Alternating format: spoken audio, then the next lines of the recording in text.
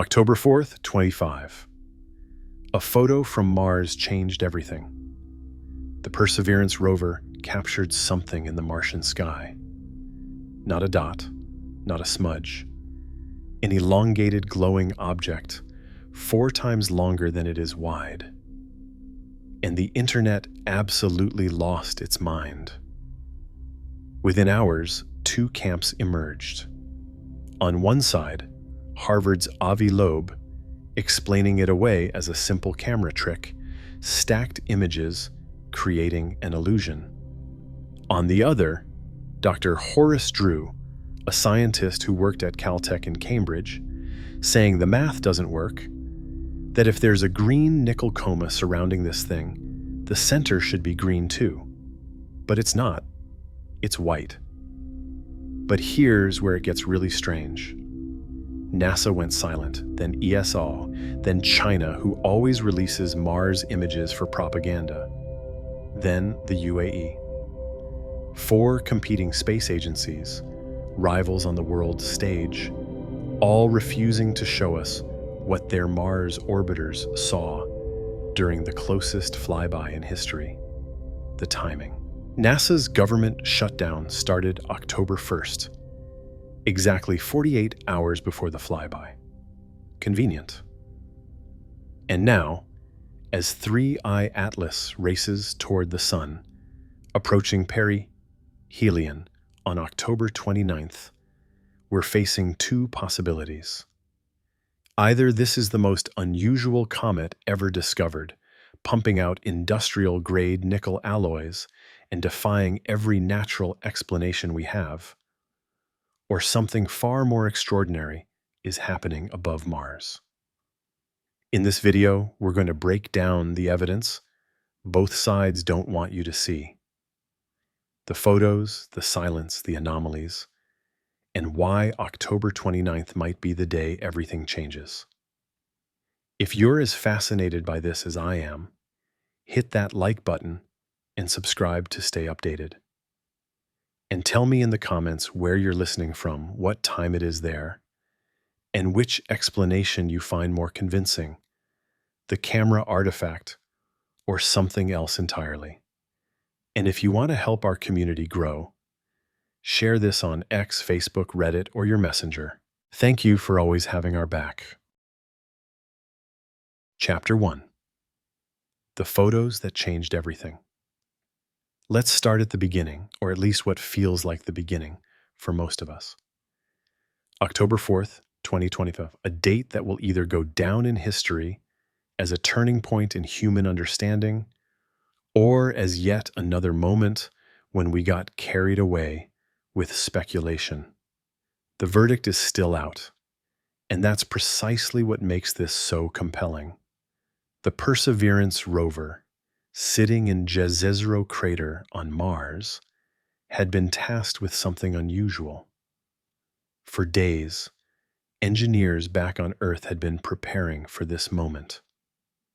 The 3rd confirmed interstellar object ever detected, designated 3I Atlas, was making its closest approach to Mars, 38 million kilometers away. But in cosmic terms, practically a handshake. This was humanity's best chance to get a good look at something that came from beyond our solar system, from the vast darkness between stars, where we've never sent a probe, never captured an image, never truly understood what might be out there. The rover's right navigation camera, or navcam, began its sequence. These aren't the fancy color cameras that give us those stunning panoramas of the Martian surface. The navcam is more utilitarian, designed to help the rover navigate to avoid obstacles, to plan its route across the rusty terrain. It captures images in black and white, with an angular resolution of 0.33 milliradians per pixel. Technical specifications that mean very little until you understand what they translate to at 38 million kilometers, about 12,500 kilometers per pixel. Think about that for a moment. Each pixel in the image represents an area larger than Earth's diameter. You're not going to see fine details. You're not going to count windows on a spacecraft or read serial numbers. But you should be able to see the rough shape of something, especially if multiple images are combined together, to reduce noise and increase the signal. And that's exactly what happened. The Perseverance team, or perhaps more accurately, amateur astrophotographers monitoring the raw image feeds, began stacking the navcam frames, not just 2 or 3 images, but hundreds of them, taken over approximately 10 minutes of Martian time. The stacking process is common in astrophotography. When you're trying to capture something faint, you combine multiple exposures. Random noise averages out, but real signals add up. It's how amateur astronomers capture nebulae with backyard telescopes, how professionals tease out the faintest galaxies at the edge of the observable universe. When those images were stacked, something appeared. Not a circular dot, not a fuzzy blob with a tail streaming behind it like every comet we've ever seen from Earth. No, what appeared was a stripe, an elongated feature, roughly 4 times longer than it was wide, glowing against the background stars. And critically, it appeared white in the center, with hints of green around the edges. The image spread across social media within hours. Reddit threads exploded with hundreds of comments. X, formerly Twitter, lit up with amateur astronomers, conspiracy theorists, professional scientists, and everyone in between weighing in. YouTube channels rushed to analyze the pixels, to enhance the contrast, to draw conclusions. And at the center of it all was a question that seemed simple, but carried enormous weight. What are we actually looking at? The mainstream explanation came quickly. Avi Loeb, a professor of astrophysics at Harvard and director of the Galileo Project, had been following 3I Atlas since its discovery back in July. He'd already published papers suggesting the object displayed unusual properties, anomalies that didn't quite fit the profile of a typical comet. But when the Perseverance image went viral, with people asking if it showed a cylindrical spacecraft, Loeb took to his blog to explain what he believed was happening. The elongation, he wrote, was an artifact not of alien technology, but of simple physics and how cameras work when objects are moving. 3I Atlas was traveling at about 67 kilometers per second relative to the Sun in a retrograde orbit, opposite to the direction Mars moves. From Mars's perspective, the object was screaming across the sky. Over 10 minutes, it would travel roughly 50,000 kilometers.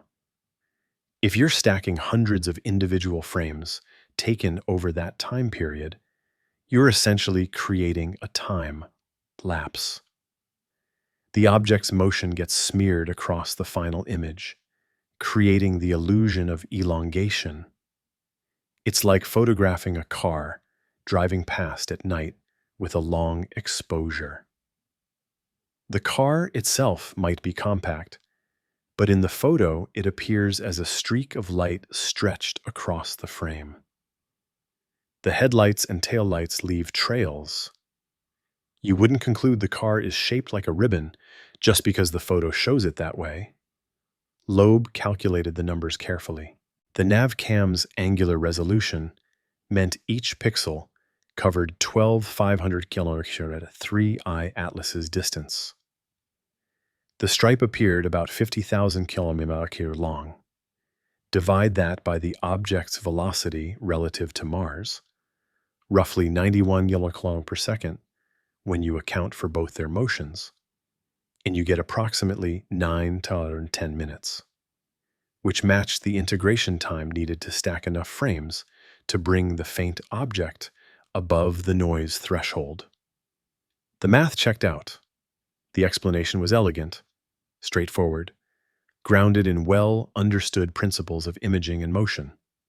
Case closed, right? Not according to everyone.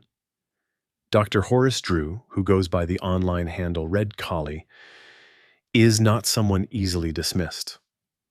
His credentials include work at Caltech and the MRC Laboratory of Molecular Biology in Cambridge. He's published research on DNA, crop circles, and what he describes as extraterrestrial computer codes. To some, he's a maverick, willing to explore ideas the mainstream rejects. To others, he's ventured too far into speculation. But his counter-argument to Loeb's explanation raised eyebrows, because it focused on something observable in the images themselves. Drew pointed out that the enhanced color versions of the stacked images showed something crucial.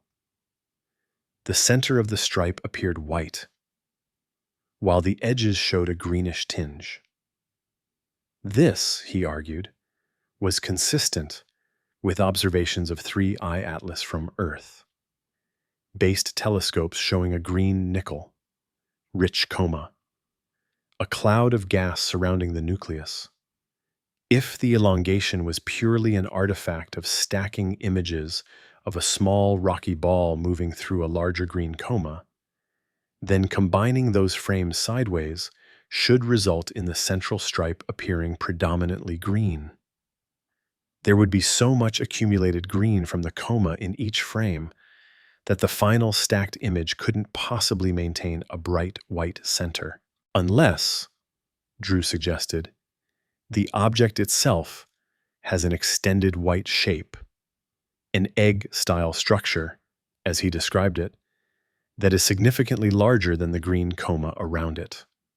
In that case, stacking the images would preserve the white dominance in the center, because there's simply more white material than green in each individual frame.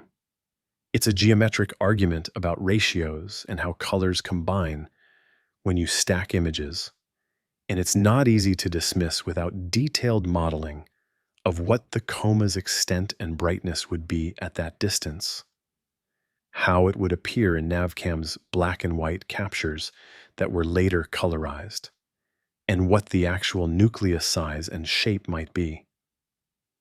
Drew also emphasized that multiple Mars orbiters from different countries had taken photos during the flyby. The Mars Reconnaissance Orbiter, Mars Express, ExoMars Trace Gas Orbiter, China's Tianwen-1, the UAE's Hope probe. All of them pointed instruments at 3Y Atlas during its closest approach on October 3rd. And yet, as of October 6th, when Drew and others were posting their analyses, not a single official processed image had been released by any space agency. The raw Perseverance NavCam frames were publicly available because NASA posts them automatically. But the high-resolution images from HIRIS, the camera aboard Mars Reconnaissance Orbiter, capable of 30 km per pixel resolution at 3I Atlas's distance, remained unreleased. The spectroscopic data that could reveal the chemical composition of the coma, the color images from CASIS on ExoMars, the infrared observations from HOPE, all of it stayed behind closed doors. Why the silence? NASA's answer was straightforward. The United States government had entered a shutdown on October 1st, 2 days before the flyby. Thousands of NASA employees were furloughed. Websites weren't being updated. Press releases weren't being drafted. The agency, in its own words, was operating with minimal staff focused only on mission-critical activities. Processing and releasing images of an interstellar comet, no matter how scientifically interesting, apparently didn't qualify as mission-critical during a funding lapse. But the timing struck many as suspicious. A shutdown beginning precisely 48 hours before the most anticipated astronomical event in years. It felt almost too convenient, and it didn't explain why ESA, the European Space Agency, operating independently of American budget politics, also remained silent.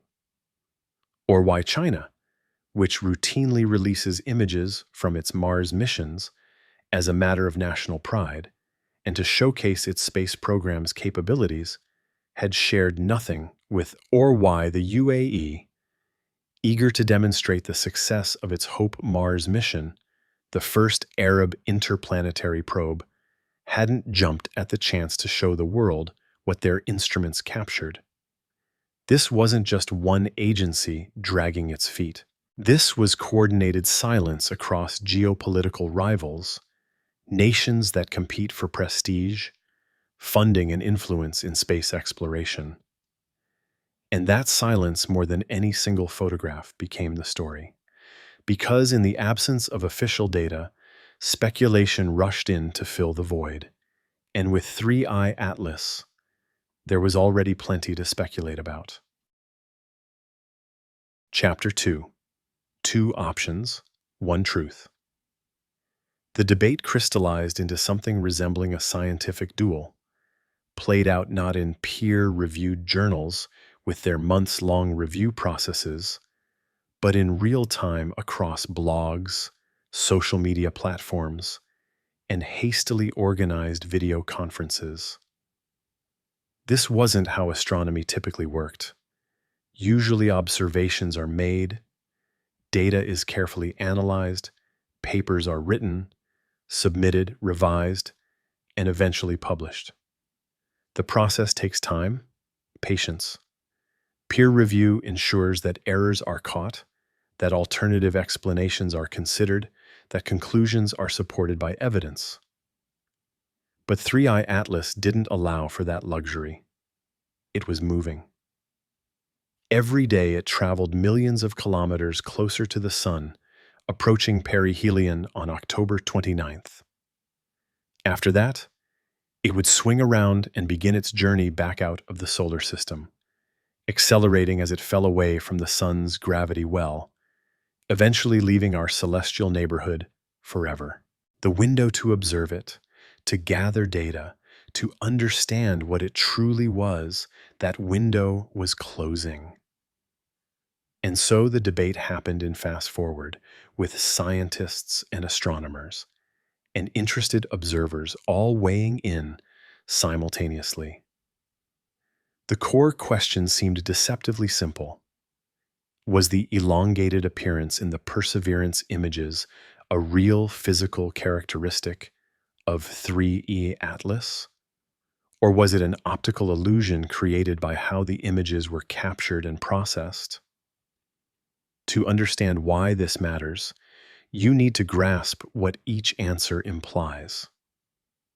If it's a camera artifact, then 3i Atlas is likely a relatively compact object, perhaps a few kilometers across, surrounded by a diffuse coma of gas and dust.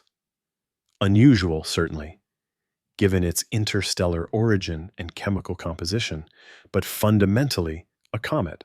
Strange chemistry, yes. Odd trajectory, absolutely.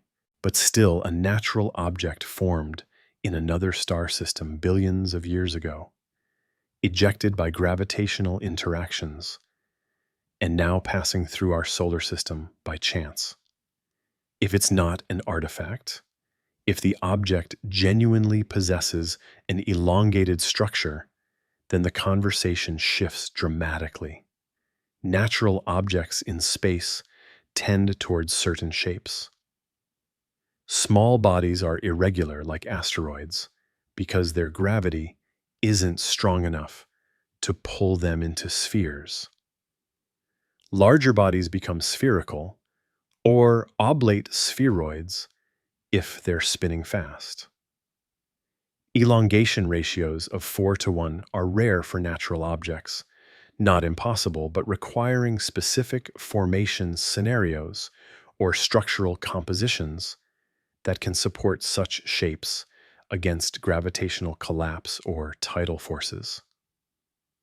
An elongated structure immediately invites comparison to Oumuamua, the first confirmed interstellar object discovered in 2017.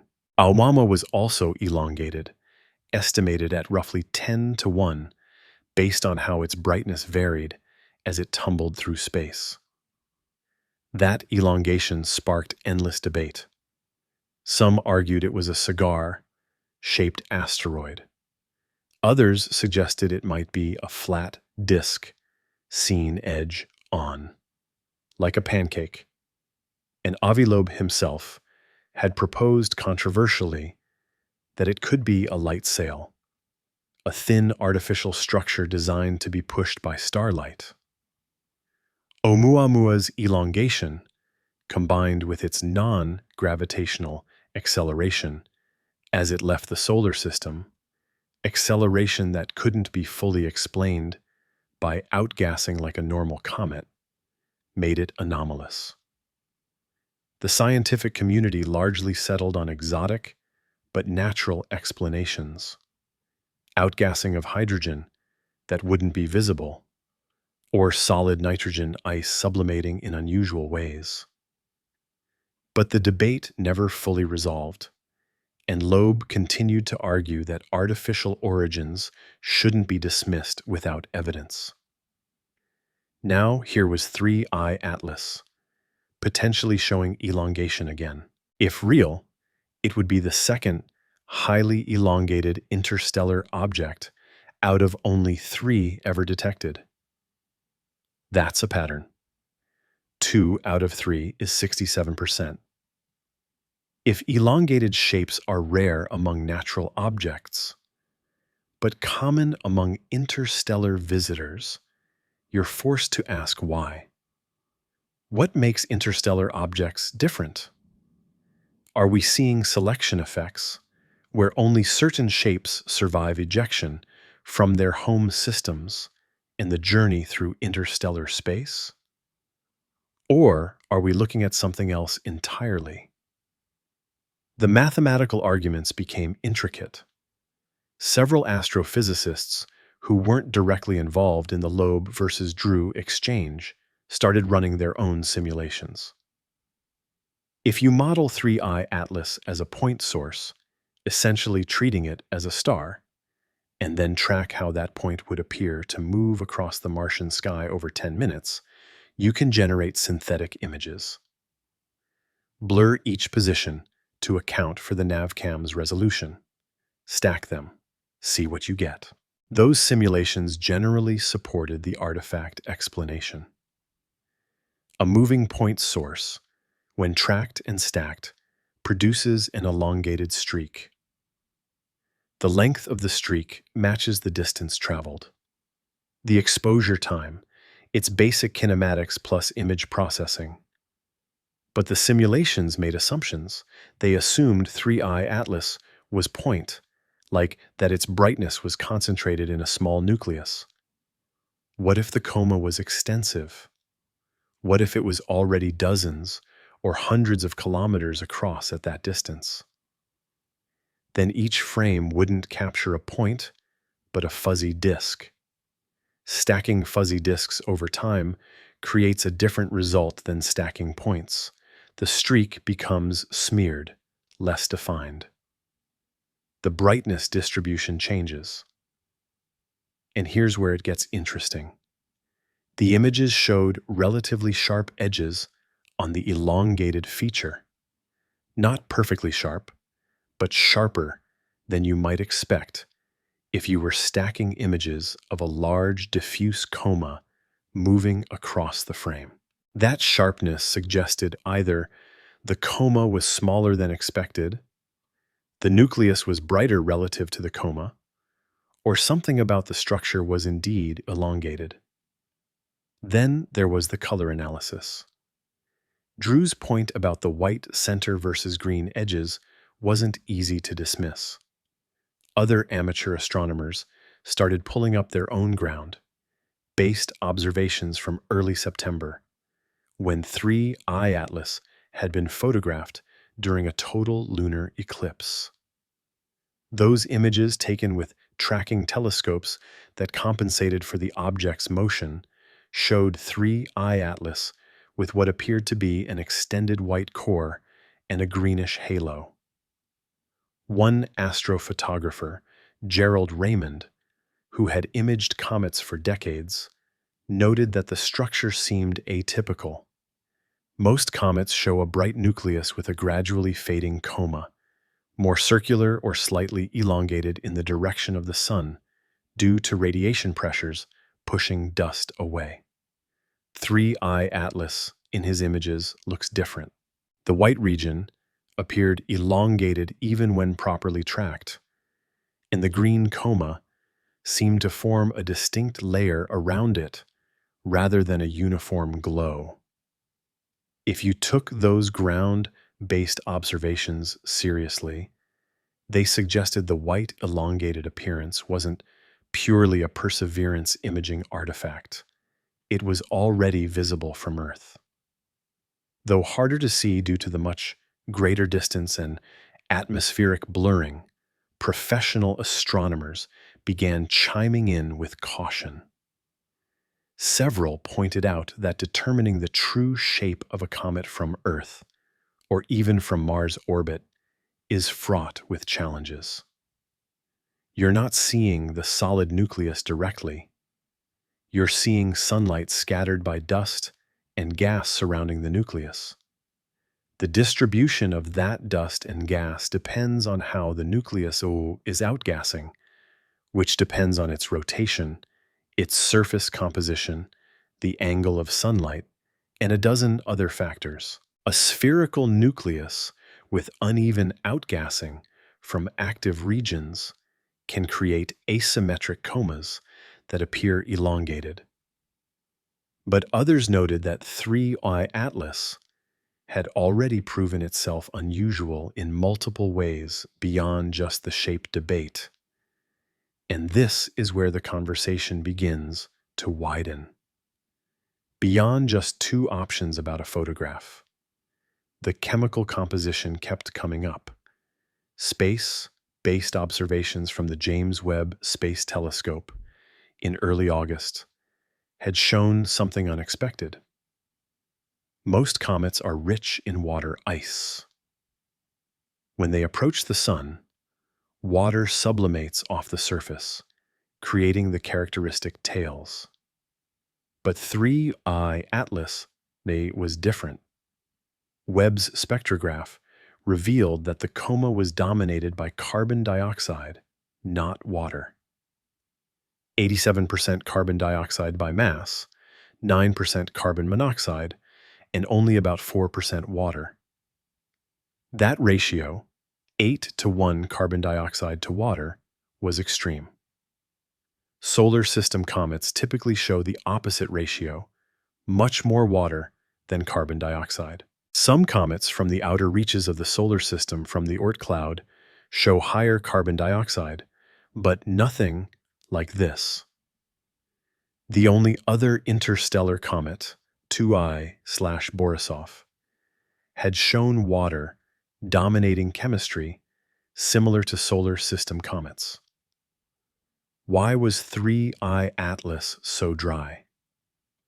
One explanation involved temperature. If it formed in a colder region of its home star system, farther from its star than Earth is from our sun, then water ice might have been depleted early in its history, while carbon dioxide remained. Or if it had been wandering through interstellar space for billions of years, cosmic rays could have altered its surface composition. But there was another chemical oddity that compounded the mystery. Observations from the Very Large Telescope in Chile had detected nickel atoms in the coma. Nickel itself isn't shocking in comets. Many comets show trace metals, but 3Y Atlas was producing nickel at an extraordinary rate, and critically, it was producing nickel without corresponding iron. In nature, nickel and iron are inseparable siblings. They form together in the cores of dying stars, get blasted into space together during supernovae, and condense into planets and asteroids together. Every rock we've ever analyzed from space, every meteorite, every asteroid sample shows nickel and iron in roughly consistent ratios. They're chemically similar, they bond to similar materials, they don't separate naturally under normal conditions, except in industrial processes. On Earth, we refine nickel away from iron when we want pure nickel for specialized alloys, for corrosion, resistant coatings, for high-temperature applications.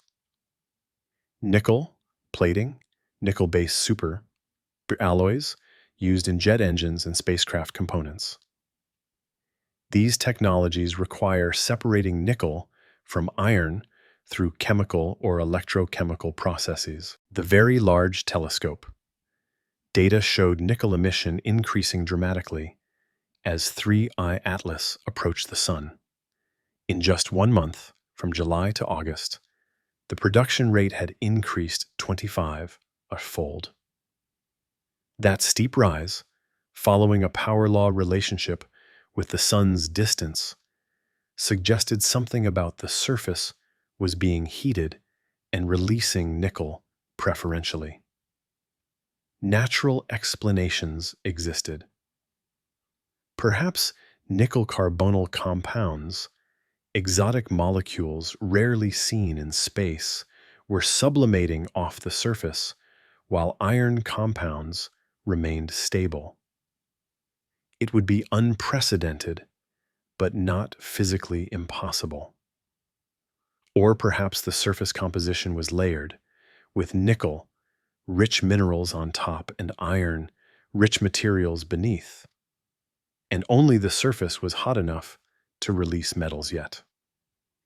The alternative explanation, the one that made headlines and raised eyebrows, was that the nickel signature matched what you'd expect from technological materials. If 3I Atlas was artificial, if it had a metallic hull or structural components, nickel alloys would make sense.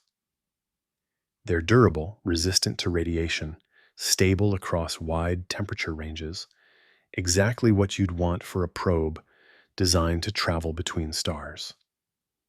But suggesting an object might be artificial based on chemical composition is a leap. A big one. It requires extraordinary evidence. And so far, all the observations could still be explained, however awkwardly, through natural processes. Strange natural processes, granted. Processes we haven't seen before. But that's what makes interstellar objects interesting. They're samples from other planetary systems, places we can't visit, where conditions might have been very different from our solar system's formation. The debate over whether the elongation was real or artifact refused to resolve, because both sides had points that couldn't be easily dismissed. And underneath it all was a growing realization. The photos were only part of the story. The chemistry was only part of the story. What mattered just as much was what we weren't seeing. The data that should have been released but wasn't. The observations that multiple space agencies had made. Thing about silence is that it only becomes noticeable when you are expecting noise. In the age of social media, instant updates and space agencies competing for public attention, silence from multiple organizations simultaneously is deafening. Consider China's track record. The China National Space Administration has published over 14,000 images from the Tianwen-1 Mars orbiter since it entered orbit in 2021. These aren't just raw data dumps. They're carefully processed, beautifully rendered images released with accompanying press statements, oftentimes to coincide with national celebrations or to underscore China's growing capabilities in space. When Tianwen, One captured a global color map of Mars at 76 meter per pixel resolution. The images were released within days. When the accompanying rover, Zhurong, landed on the Martian surface and began transmitting photos, China made sure the world saw them immediately. This isn't unusual. Space agencies use their successes to justify budgets, to inspire the next generation of scientists and engineers, to demonstrate technological prowess. During the Cold War, the space race between the United States and Soviet Union was as much about propaganda as it was about science. Every satellite launch, every human spaceflight, every lunar landing was a statement. We can do this. We are advanced. We are powerful. That competition never truly ended. It evolved. Today, China and the United States view each other as rivals in space. The Artemis Accords, an American-led framework for lunar exploration, deliberately excludes China. In response, China has partnered with Russia to plan an international lunar research station. The two powers barely coordinate. The Wolf Amendment, passed by the U.S. Congress in 2011, explicitly prohibits NASA from bilateral cooperation with China without special approval. They don't share data. They don't collaborate. They compete. So when 3i Atlas made its closest approach to Mars, and both NASA's Mars Reconnaissance Orbiter and China's Tianwen-1 had perfect vantage points to observe it, you would expect each agency to rush their results to publication. Imagine the headlines. China captures unprecedented images of interstellar visitor. NASA's heresy provides clearest view yet of mysterious comet. It's the kind of scientific achievement that plays well domestically and internationally, the kind that justifies funding and generates excitement. But neither released anything, not processed images, not preliminary analysis, not even a brief statement confirming successful observations. NASA pointed to the government shutdown, which was real, and did furlough thousands of employees, but the shutdown didn't prevent the Perseverance rover from continuing to post raw NavCam images automatically. Those images are uploaded through systems that run without human intervention, part of the mission's data management protocols. If raw NavCam images could still be posted, why couldn't raw high-rise images? Why couldn't China, operating completely independently of American budget politics, release anything from Tianwen-1? The United Arab Emirates added another layer to the mystery. Their Hope orbiter, the Emirates Mars mission, was designed specifically to study the Martian atmosphere across daily and seasonal cycles.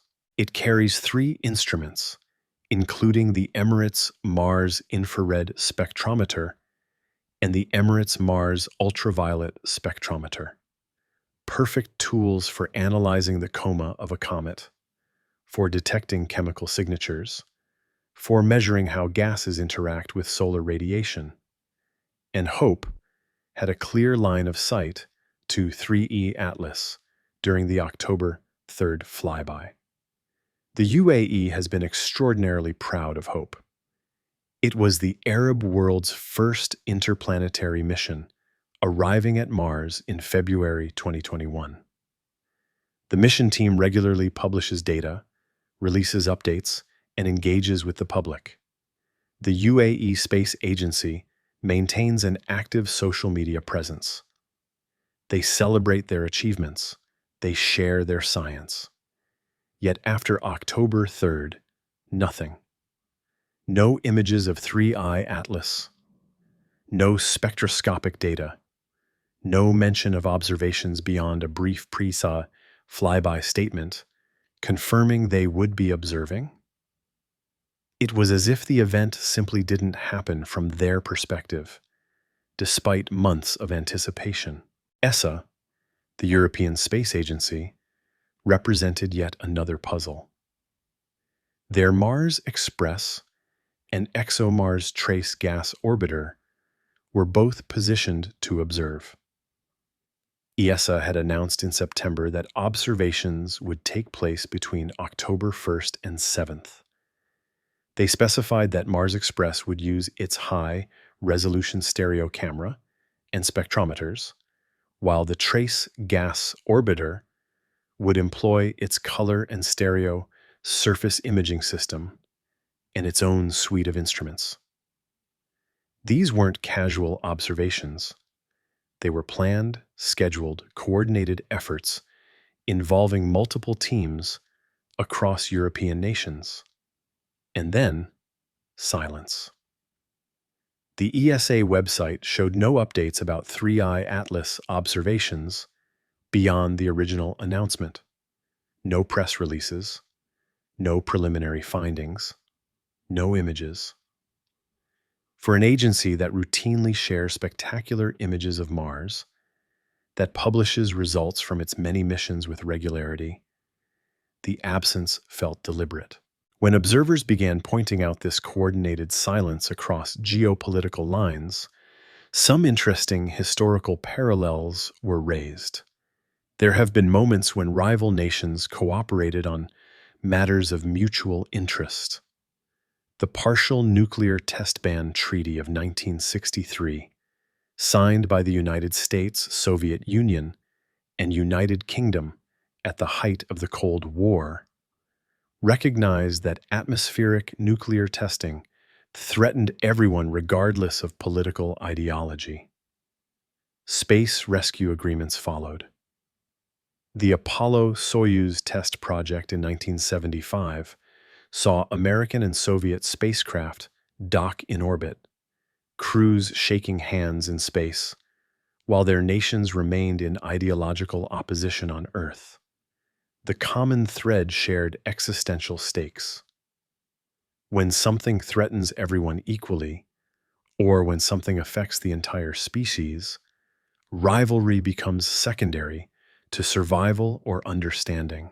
The 1998 United Nations Office for Outer Space Affairs has guidelines, though not binding treaties, about how nations should handle the detection of extraterrestrial intelligence. These protocols emphasize that no single nation should make unilateral announcements. Confirmation should be verified. The international community should be informed. Premature disclosure could cause panic, misinformation, or international incidents.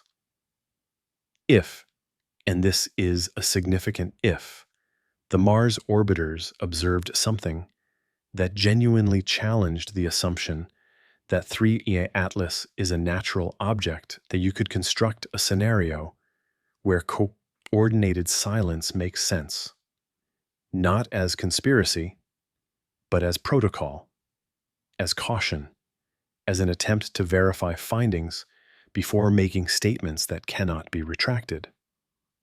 But that requires believing something extraordinary was observed, and extraordinary claims, as the saying goes, require extraordinary evidence. The silence alone is an of anything, except that images haven't been released. There could be mundane explanations. Data processing takes time. Quality control requires careful review.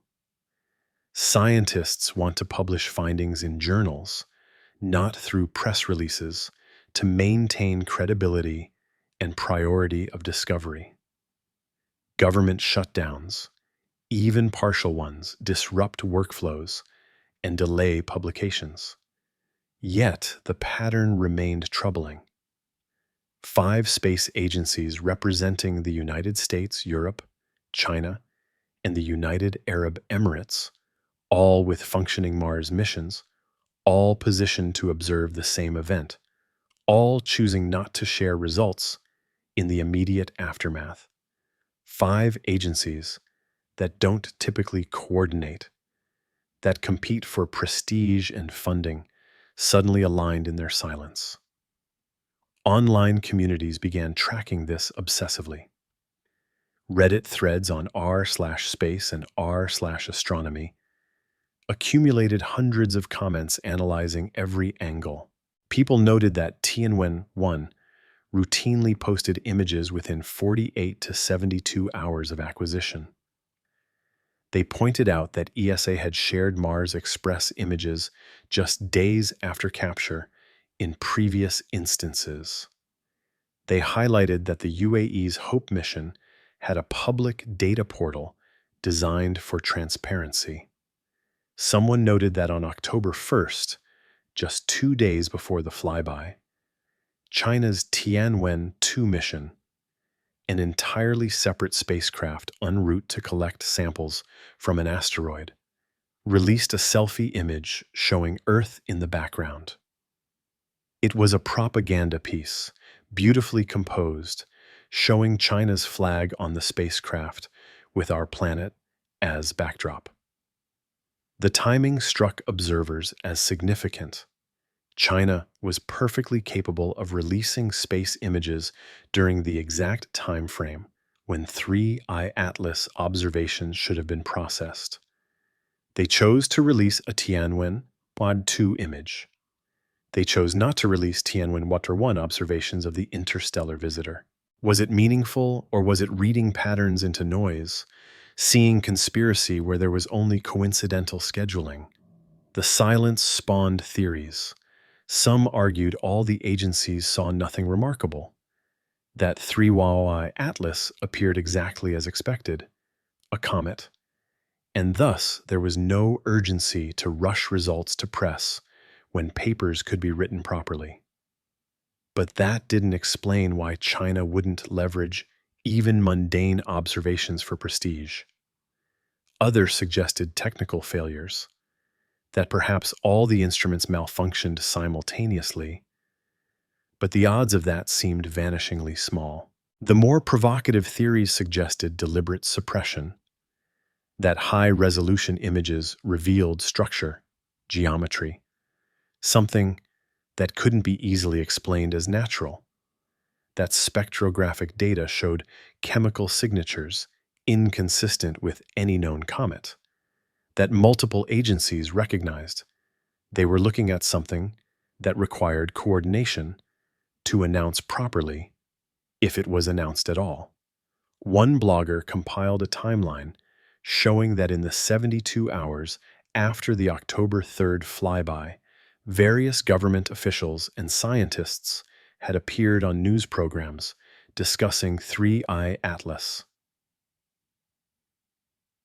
Javi Loeb had been interviewed on Newsmax, sharing the screen with Representative Tim Burchett, a member of the House Committee on Oversight and Accountability.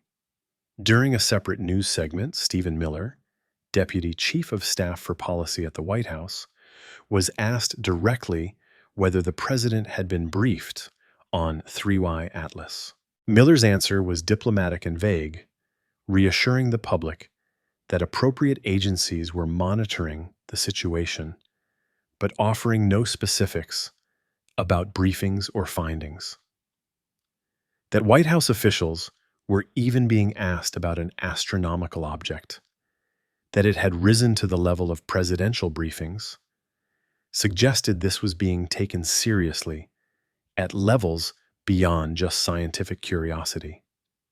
The fact that a congressional representative was appearing on television to discuss it, that questions about 3I Atlas were being directed to White House staff, that the media was covering it as a developing story rather than just a science curiosity, all of it pointed to an event that had transcended typical astronomical observations.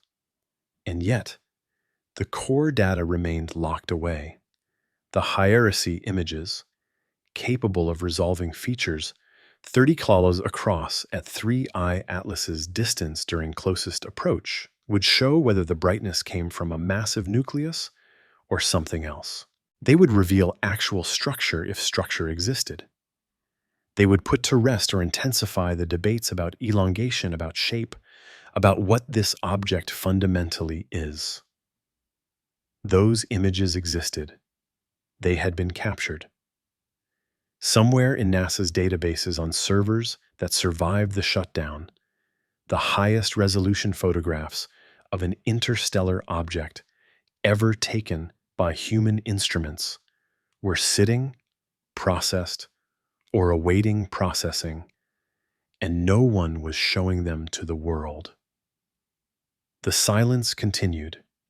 Days passed. October 6th, October 7th. Speculation intensified in the vacuum, and while the world waited for official images that never came, another peculiarity of 3I Atlas began attracting attention. Something visible in the amateur observations that had been captured before it disappeared behind the sun from Earth's perspective. Something that added yet another layer of mystery to an already bewildering object. It had changed color from red to green, and no one could quite explain why. Chapter 3. Green glowing and mysterious. Color in astronomy is information. When an object in space appears red, blue, green, or any other hue, it's telling you about its composition, its temperature, the processes occurring on or around it. Sunlight is white, containing all visible wavelengths. When that white light hits a comet, some wavelengths get absorbed by molecules in the coma, and others get emitted through fluorescence. The color you see is the chemical signature of what's there. Green comets are not particularly rare. Many comets develop a greenish glow as they approach the sun, and the cause is well understood. A molecule called diatomic carbon, written as C2, forms when larger carbon, containing molecules in the coma, get broken apart by ultraviolet sunlight. This C2 molecule absorbs UV light and emits it at specific wavelengths in the green part of the spectrum, around 510 nanometers. It's a beautiful process, and it's so common that astronomers expect to see it in active comets that contain carbon-rich materials. 3E Atlas was observed extensively in July and early August. During that period, it appeared reddish. The reddish color indicated dust. Particles reflecting sunlight with a slight bias toward longer wavelengths. This made sense for a comet far from the sun, where sublimation was still minimal, and the coma consisted mostly of dust grains being gently released from the warming nucleus. Red meant dust, normal, expected. Then came September 7th, 2025. A total lunar eclipse was visible from certain locations on Earth, including Namibia. During a total lunar eclipse, the moon moves into Earth's shadow, and the sky becomes darker than usual for a full moon night. This creates ideal conditions for observing faint objects without the glare of moonlight washing them out. It's a gift to astronomers. A few hours of darker skies without having to wait for a new moon. Two experienced astrophotographers, Michael Yeager and Gerald Riemann, were in Namibia with their equipment pointed at 3Y Atlas. Both had imaged comets for decades. They knew what to expect, how comets typically behaved, what colors they usually displayed at various distances from the sun. Their telescopes tracked 3Y Atlas across the sky, compensating for Earth's rotation and the comet's motion to keep it centered in long exposures. When they processed their images, something had changed. 3I Atlas was no longer reddish. It glowed green, a distinct emerald, tinged hue that extended into a coma roughly 2.5 arc-minutes across. The shift was dramatic, unambiguous, from one color to another in the span of weeks. Yeager posted the images online with the caption, noting the green to blue green gas coma. He mentioned that a faint tail was also visible in the images from September 9th. The astronomy community took notice immediately. A color change from red to green meant the comet's activity had increased, that gases were now dominating the coma rather than just dust. It suggested 3I Atlas was entering a more active phase as solar heating intensified. But here's where it gets strange. When scientists looked at the spectroscopic data, the detailed analysis of which wavelengths were being emitted, they couldn't find significant amounts of diatomic carbon. Several teams had obtained spectra of 3I Atlas in late August and early September using professional telescopes. A paper published by Luis Salazar Manzano and colleagues at the University of Michigan specifically addressed this. They found an extremely low ratio of C2 to CN, cyanogen, so low, in fact, that they concluded 3I Atlas was among the most carbon chain depleted comets ever observed. Let that sink in. The comet appeared green, strongly suggesting diatomic carbon fluorescence. But spectroscopic analysis showed the molecule responsible for that green glow was essentially absent.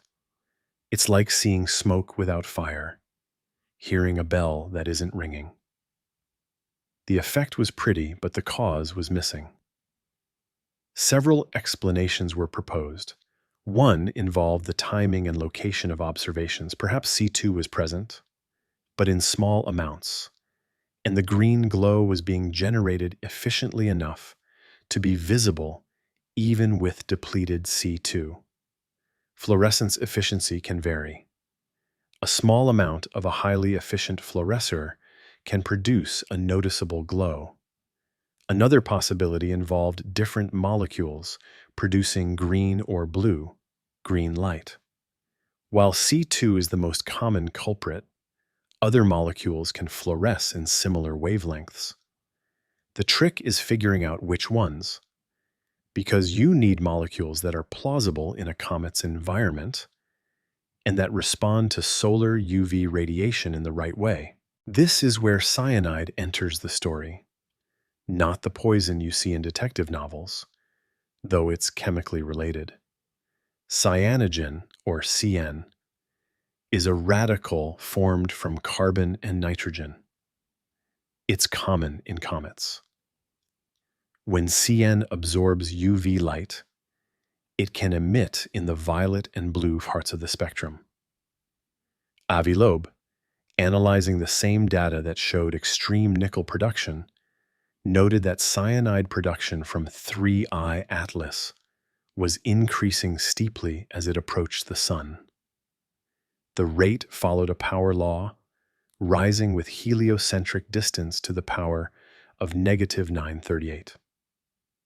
That's an incredibly steep dependence, much steeper than typical comets. Could cyanogen be responsible for the green appearance? Possibly. CN emission bands do extend into blue, green wavelengths under certain conditions. If CN was present in unusually high concentrations, and if dust scattering and other factors were contributing to the color perception, the combination might produce the observed green hue without requiring large amounts of C2. But this explanation requires 3I Atlas to have a very unusual chemistry, not just depleted in carbon chains, but simultaneously enriched in nitrogen, bearing molecules like CN. Why would an interstellar comet have this particular combination? What processes during its formation or during billions of years wandering through the galaxy would create such a lopsided composition? Natural comets from our solar system show a range of compositions based on where they formed. Comets from the Oort cloud, the distant spherical shell of icy bodies surrounding the solar system, tend to have different ratios of volatiles than comets from the Kuiper belt, the flattened disk of objects beyond Neptune. The differences relate to temperature during formation, to how much processing they've undergone from solar radiation, to whether they've made previous passes near the Sun. But 3I Atlas didn't form in our solar system. It formed somewhere else around another star, under conditions we can only infer. Maybe its home system had different elemental abundances. Stars form from clouds of gas that aren't perfectly mixed. Some regions of the galaxy are richer in certain elements than others, based on the history of supernovae that enriched those regions. A star forming in a nitrogen-rich environment might produce comets with unusual nitrogen to carbon ratios. Or maybe 3I Atlas is old. Estimates based on its velocity and trajectory suggest it could be 7 to 14 billion years old, possibly twice the age of our Sun.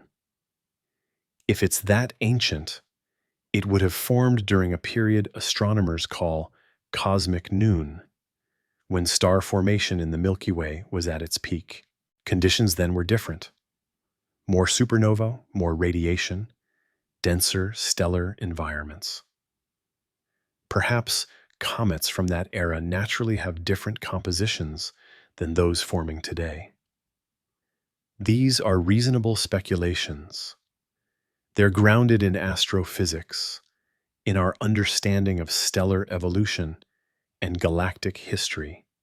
They allow 3Y Atlas to remain a natural object while still being profoundly strange. But there's a competing thought that refuses to go away. If you were designing a probe to travel between stars, what would you use as propellant? Chemical rockets are inefficient for interstellar distances. You'd need something more exotic. Ion drives that expel particles at extremely high velocities, perhaps. Or, if you were being clever, you might harness solar energy when passing close to stars, sublimating volatile materials to produce thrust, using the star's own radiation to power your trajectory adjustments. If you wanted a probe to look like a comet to any observers, you might coat it with ices, with volatiles, that would sublimate predictably as it approached a star. Carbon dioxide ice would be a reasonable choice.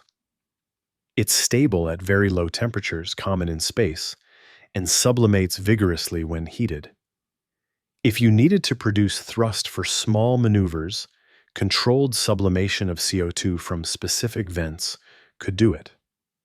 And if your probe used nitrogen-based propellants or coolants, leaks or deliberate releases might produce cyanogen as those materials interacted with solar radiation. This is speculation. It's important to emphasize that there's no direct evidence that 3I Atlas is artificial, but the chemical peculiarities, the carbon chain depletion, alongside steep cyanogen production, the appearance of green coloration without the expected molecules.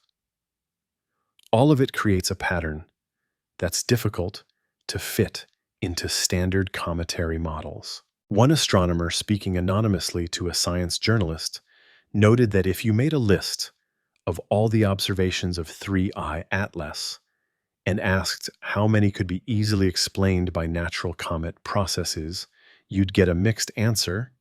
Some things fit. Active comets outgas. They produce comas. They sometimes show unexpected chemistry. But when you look at the entire suite of observations together, the combined probability all these anomalies appearing in a single natural object starts to feel unaffordable. It's a Bayesian problem. Each individual oddity might be unlikely but possible. Green color without much C2. Rare, but maybe it's CN or something else. Nickel without iron. Bizarre, but perhaps some exotic chemical process. Carbon dioxide dominance. Unusual for comets we're familiar with, but not impossible for an object from another system. Elongated shape. It could be an imaging artifact, or could be a legitimate if uncommon geometry. But multiply the probabilities together. If each anomaly has a 10% chance of occurring naturally, and you observe 7 independent anomalies, the combined probability is 0.1 to the 7th power. That's 1 in 10 million. Now, the anomalies might not be fully independent. Some could be related, sharing common causes. And the individual probabilities are largely guesses. We don't have enough examples of interstellar objects to calculate real statistics. But the exercise illustrates why some scientists were starting to feel that invoking natural explanations for everything about 3I Atlas required stretching plausibility. Not breaking it, but stretching it thin. The green glow faded in subsequent weeks as 3I Atlas moved closer to the sun and eventually disappeared from Earth's view behind solar glare. By late September, ground-based observations were no longer possible. The object was too close to the sun's position in the sky, lost in the overwhelming brightness. It would remain unobservable from Earth until early December, when it would emerge on the other side of the sun, having completed its perihelion passage. That meant the Mars flyby on October 3rd was one of the last opportunities to study 3I Atlas, before it reached its most active state near perihelion. And when those observations remained unreleased, when the silence from space agencies, the green mystery, became one more piece of a puzzle that refused to resolve into a coherent picture. What was 3I Atlas? A chemically bizarre natural comet with an unlikely but possible set of properties? Or something that merely resembled a comet while being fundamentally different? The answer, many believed, lay in the metal signature that kept intensifying, the nickel production that defied easy explanation. And perhaps most troubling, the pattern of how that nickel was being released, like something activating rather than something passively sublimating. Chapter 4. Industrial Alloys from Deep Space. The Very Large Telescope. In Chile is not a single instrument, but an array of 4 massive telescopes, each with a primary mirror 8.2 meters across. When combined through interferometry, they can achieve resolution equivalent to a telescope over 100 meters in diameter. It's one of the most powerful ground-based observatories in the world, operated by the European Southern Observatory. And it's been observing 3I Atlas since July. The UVIR spectrograph, the ultraviolet and visual, to shell spectrograph, is particularly good at detecting faint emission lines from metals. When atoms of elements like iron, nickel, sodium, or calcium are present in a comet's coma and get excited by solar ultraviolet radiation, they emit light at very specific wavelengths. These emission lines are like fingerprints. Each element produces a unique pattern, and the intensity of those lines tells you how much of that element is being released. The team monitoring 3 Atlas with UVES included Rohan Rahat Gangkar and colleagues. They were specifically looking for metal emissions, because previous observations of comets had shown that detecting metals was possible but challenging. The temperatures in most comets are far too high to vaporize the minerals containing these elements. You typically need temperatures above 1000 Kelvin to sublimate silicate or metallic grains. Most comets, even active ones, don't reach those temperatures until they are extraordinarily close to the Sun. Yet 3Y Atlas was producing metal emissions when it was still beyond 3 astronomical units from the Sun. That's 3 times farther from the Sun than Earth is. At that distance, solar heating is weak. The sunlight intensity drops with the square of distance. 3 times farther means 9 times less solar energy per square meter. It should be far too cold for metals to sublimate, but there they were, nickel emission lines, clear and unmistakable. And as 3I Atlas moved closer to the Sun, those lines didn't just brighten gradually, they exploded. Between late July and late August, covering a distance change from roughly 3.9 AU to 3.1 AU, the nickel production rate increased by a factor of 25. 25 times more nickel per second in just 1 month. The team modeled this increase and found it followed a power law. The production rate scaled with heliocentric distance raised to the power of negative 8 plus or minus 0.79. That's an extraordinarily steep relationship. For comparison, most cometary emissions scale with distance raised to somewhere between -2 and -4. Water sublimation typically follows an inverse square relationship, -2, because it's driven by solar heating, which itself follows an inverse square law. A power of -8.4 means the production rate is exquisitely sensitive to distance. Get even slightly closer to the Sun, and the emission rate jumps dramatically. It's not a gentle increase, it's explosive. And that pattern doesn't matter, simple thermal sublimation of surface ices. Then there's the iron problem, or rather the lack of iron problem. The same UVIR's observations that detected nickel emission also search for iron emission lines. Iron should be there. In every meteorite, in every asteroid, in every sample of cosmic material ever analyzed, nickel and iron appear together. The ratio varies slightly depending on the specific mineral, but they're always both present. In the early observations of 3I Atlas, iron wasn't detected at all.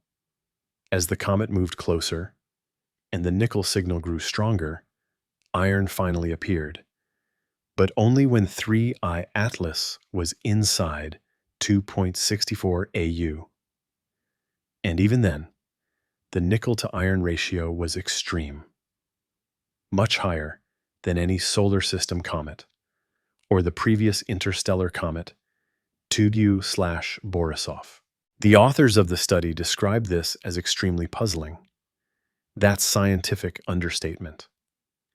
When researchers use phrases like extremely puzzling or unprecedented in a peer-reviewed paper, they're signaling that they've exhausted conventional explanations and are entering territory where new physics or chemistry might be required. Why is nickel separating from iron?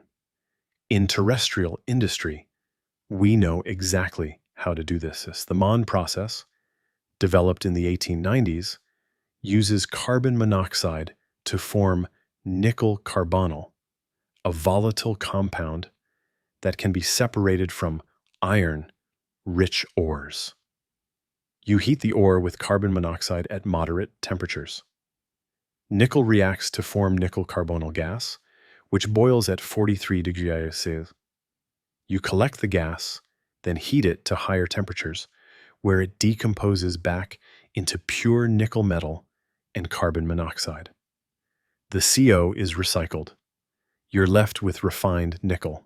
It's how we make high-purity nickel for electronics, for corrosion-resistant alloys, for the nickel plating that protects steel components. It's industrial chemistry, perfected over more than a century, standard in metallurgy textbooks. And it's apparently happening on 3I Atlas. Maybe. The natural alternative requires invoking nickel carbonyl formation through processes we've never observed in comets. If the comet contains nickel, bearing minerals and carbon monoxide, which we know it has in abundance, then solar heating could potentially drive reactions that form nickel carbonyl. That compound is volatile enough to sublimate at relatively low temperatures, much lower than the temperatures needed to vaporize metallic nickel or nickel silicates. Iron could remain bound in different minerals that don't form analogous volatile compounds under the same conditions. Iron carbonyl exists, but it requires different formation conditions. If the mineralogy of 3 Atlas is just right, with nickel preferentially available in forms that can react with CO, while iron is locked in more stable compounds, you could theoretically get the observed separation. But that's a lot of ifs. It requires a very specific mineralogical composition, unlike anything seen in solar system comets. It requires conditions that preferentially form nickel carbonyl while suppressing iron carbonyl. And it requires that these exotic conditions be common enough that an interstellar comet would naturally exhibit them. Despite interstellar comets being incredibly rare, and this being only the third we've detected. The alternative is that the nickel signature isn't coming from natural sublimation at all, that it's coming from a manufactured surface. Nickel is extensively used in spacecraft construction. Nickel alloys are favored for components exposed to radiation, extreme temperatures, and corrosive environments. Fuel tanks are often nickel-plated. Structural elements and satellites use nickel, steel or nickel, titanium alloys. Even spacecraft that land on planets, like the Mars rovers, use this technology. Their wheel mechanisms, in their joints, in their electronic shielding. If 3I Atlas were artificial, if it had a metallic hull or structural framework, then solar heating as it approached the sun would cause surface materials to outgas. Coatings would vaporize. Any volatile compounds on the surface, including those used for thermal control or as protective layers, would sublimate. If the structure used nickel-rich alloys, which would make sense for an interstellar probe needing durability and radiation resistance, then you'd expect to see nickel emission, and you'd expect it to follow a steep power law if the emission was being driven by a threshold effect. Imagine a probe covered with a layer of insulating material, perhaps ices accumulated during billions of years in interstellar space. As solar heating intensifies, the outer layers sublimate first, but underneath, the metallic structure remains protected. Then, at a certain temperature threshold, the insulation layer becomes thin enough that heat reaches the metal surface. Once that happens, the metal itself begins to heat rapidly, and any volatile compounds associated with it start vaporizing. That transition would be sharp, below the threshold, minimal emission. Above it, rapidly increasing emission as more of the metallic surface becomes exposed and heats up. The steep power law relationship would naturally emerge from this kind of threshold-activated process. Is this what's happening? There's no way to know without more data, but the pattern is consistent with activation rather than passive thermal sublimation. It looks like something turning on rather than something gradually warming up. Other metals were searched for in the spectra. Sodium, which is common in many solar system comets and produces bright yellow emission lines, wasn't detected in significant amounts. Calcium, another metal sometimes seen in comets, was absent. It was specifically nickel, with its distinctive green emission lines, that dominated the metal's signature. The temperature puzzle deepened when researchers calculated what surface temperatures would be needed to explain the observations. Even at 2.9 AU, the 3I Atlas should have a surface temperature of only around 200 Kelvin, far below the roughly 1000 Kelvin needed to sublimate silicate minerals. Yet nickel was being released efficiently. Either the comet's surface was much hotter than simple thermal models predicted, perhaps due to some exotic greenhouse effect or subsurface heat source, or the nickel wasn't coming from direct sublimation of minerals, but from some other process. Nickel carbonyl formation would work at lower temperatures, which is why it's the favored natural explanation. But forming it requires the right chemical environment, the right minerals, the right ratios of reactants. And there's one more detail that caught attention. The cyanogen production followed an even steeper power law than the nickel. The CN emission rates scaled with distance to the power of -938. If you're invoking natural chemistry to explain both the nickel and the cyanide, you need whatever process is happening to produce both in rapidly increasing amounts, with slightly different but consistently steep dependencies on solar distance.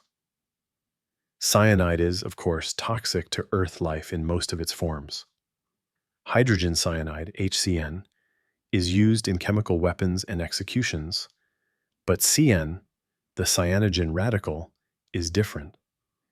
It's common in comets, formed from ammonia or other nitrogen, bearing molecules when they are broken apart by UV light. Finding CN in a comet isn't surprising. Finding it at the observed production rates with such a steep distance dependence is. Put the nickel and cyanide together, both increasing steeply, both following power laws that suggest threshold effects or activation rather than simple thermal decay. Both defying easy explanation through conventional cometary chemistry. And both, interestingly, are molecules that have industrial or technological relevance. Nickel in alloys and plating. Cyanide compounds in chemical synthesis and materials processing. Is it a coincidence? Are we seeing natural processes that happen to mimic what we'd expect from technology? Or are we looking at signatures that are technological, that were designed that serve purposes beyond random outgassing? The observations couldn't answer that question definitively, but they added weight to the growing sense that 3I Atlas was unlike any comet humanity had studied before. And with perihelion approaching on October 29th, when the comet would reach its closest point to the Sun at just 136 AU, the metal emissions would reach their peak intensity. If the patterns held, if the power laws continued to their logical conclusion, the nickel production would increase by additional orders of magnitude in the final weeks. That moment, when solar heating was at maximum, when outgassing would be most intense, when any surface materials would be vaporizing under extreme thermal stress, that would be the moment of truth. Would 3 Mile Atlas behave like a comet pushed to its limits, possibly fragmenting or producing a spectacular outburst? Or would it behave like something engineered, perhaps, using the solar energy for propulsion for trajectory adjustments? For purposes we could only speculate about, the metal signature was a clue. But like all clues in this strange case, it pointed in multiple directions simultaneously, refusing to resolve into certainty. And while scientists debated nickel carbonyl versus spacecraft alloys, another set of anomalies demanded attention: the trajectory itself. The Par 3I Atlas was following through the solar system, displayed its own peculiarities, mathematical improbabilities that strained the boundaries of coincidence. Chapter 5: Impossible Things. Before perihelion, Avi Loeb has become a polarizing figure in astronomy. To his supporters, he's a rare scientist willing to challenge orthodox thinking, to ask uncomfortable questions, to consider possibilities that others dismiss reflexively. To his critics, he's too quick to invoke extraordinary explanations when mundane ones might suffice, too eager for media attention, too willing to publish provocative ideas before they've been thoroughly vetted by the community. But his credentials are undeniable. Former chair of Harvard's astronomy department, founding director of the Black Hole Initiative, over 800 published papers, awards, and honors from institutions around the world. When he speaks about astrophysics, people listen, even if they disagree. And in early October, on the day 3II Atlas made its closest approach to Mars, Loeb published a summary of what he called the 7 anomalies of this interstellar visitor. Some of these have been mentioned already, but understanding them as a complete set, seeing how they interrelate and compound each other, that's where the real weight of the mystery becomes apparent. The first anomaly concerns size and mass. When 3I Atlas was discovered in July, astronomers measured its brightness and tried to work backward to determine how big it must be. If you assume the object reflects about 5% of the sunlight hitting it, a typical albedo for asteroids and cometary nuclei, then the brightness observed from Earth implies a diameter of roughly 20 kilometers. 20 kilometers is enormous for an interstellar object. Oumuamua was estimated at about 100 meters across, roughly the length of a football field. 2I/Borisov, the second interstellar visitor, was somewhere around 1 kilometer in diameter. Now here was 3I Atlas, potentially 20 times larger than Borisov and 200 times larger than Oumuamua. The problem with large interstellar objects is that they should be exceedingly rare. Planetary systems don't eject their biggest members easily. When planets form and gravitational interactions scatter objects outward, it's the smaller bodies that get kicked out. The larger an object, the more gravitational binding energy it has to its home system, the harder it is to achieve escape velocity. You'd expect interstellar space to be populated mostly by small debris, with larger objects becoming exponentially rarer as size increases. Loeb calculated that if 3I Atlas really is 20 kilometers across, then detecting it within 5 years of continuous sky surveys implies a mass supply of interstellar objects that's untenable. The Milky Way would need to be producing and ejecting objects at this scale at rates far higher than stellar and planetary system formation models allow. It would require almost every star system to eject massive planetesimals, a scenario that contradicts everything we understand about planetary dynamics. The alternative, the object isn't 20 kilometers of solid rock. Most of the brightness comes from a large extended coma of dust and gas with a much smaller nucleus hidden inside. That would make sense for a comet and bring the mass down to reasonable levels. But then, you have to explain why this comet shows all the other anomalies, why its chemistry is so bizarre, why it's producing metals at impossible rates. The second anomaly is the forward jet. When Hubble Space Telescope imaged 3Y Atlas on July 21st, the pictures showed something unusual. Scattered sunlight appeared to extend toward the sun, not away from it. Comets develop tails that point away from the sun. Sun because radiation pressure and solar wind push gas and dust outward. The tail always points generally anti-solar, like a windsock showing which way the solar wind is blowing. But 3Y Atlas showed the opposite, a sunward extension of brightness, what astronomers call an anti-tail. Loeb and his colleague Eric Cato analyzed the Hubble image carefully and determined that the glow extended about 10 times farther toward the sun than it did perpendicular or away from the sun.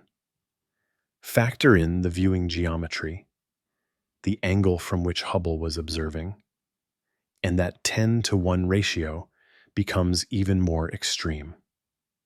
Anti-tails aren't completely unknown.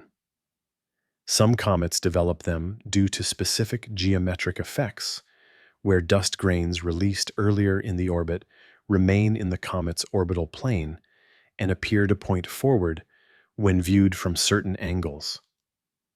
But those are usually temporary, appearing and disappearing as viewing geometry changes, and they don't typically show the extreme elongation ratio that 3I Atlas displayed. A forward jet could indicate active venting from the sunward side of the nucleus. If volatiles are sublimating preferentially from the hemisphere facing the sun and being expelled with enough velocity to overcome radiation pressure momentarily, you could get a sunward plume. But that requires very specific conditions, very active outgassing, and it still doesn't explain the extreme elongation or the persistence of the feature across multiple observations.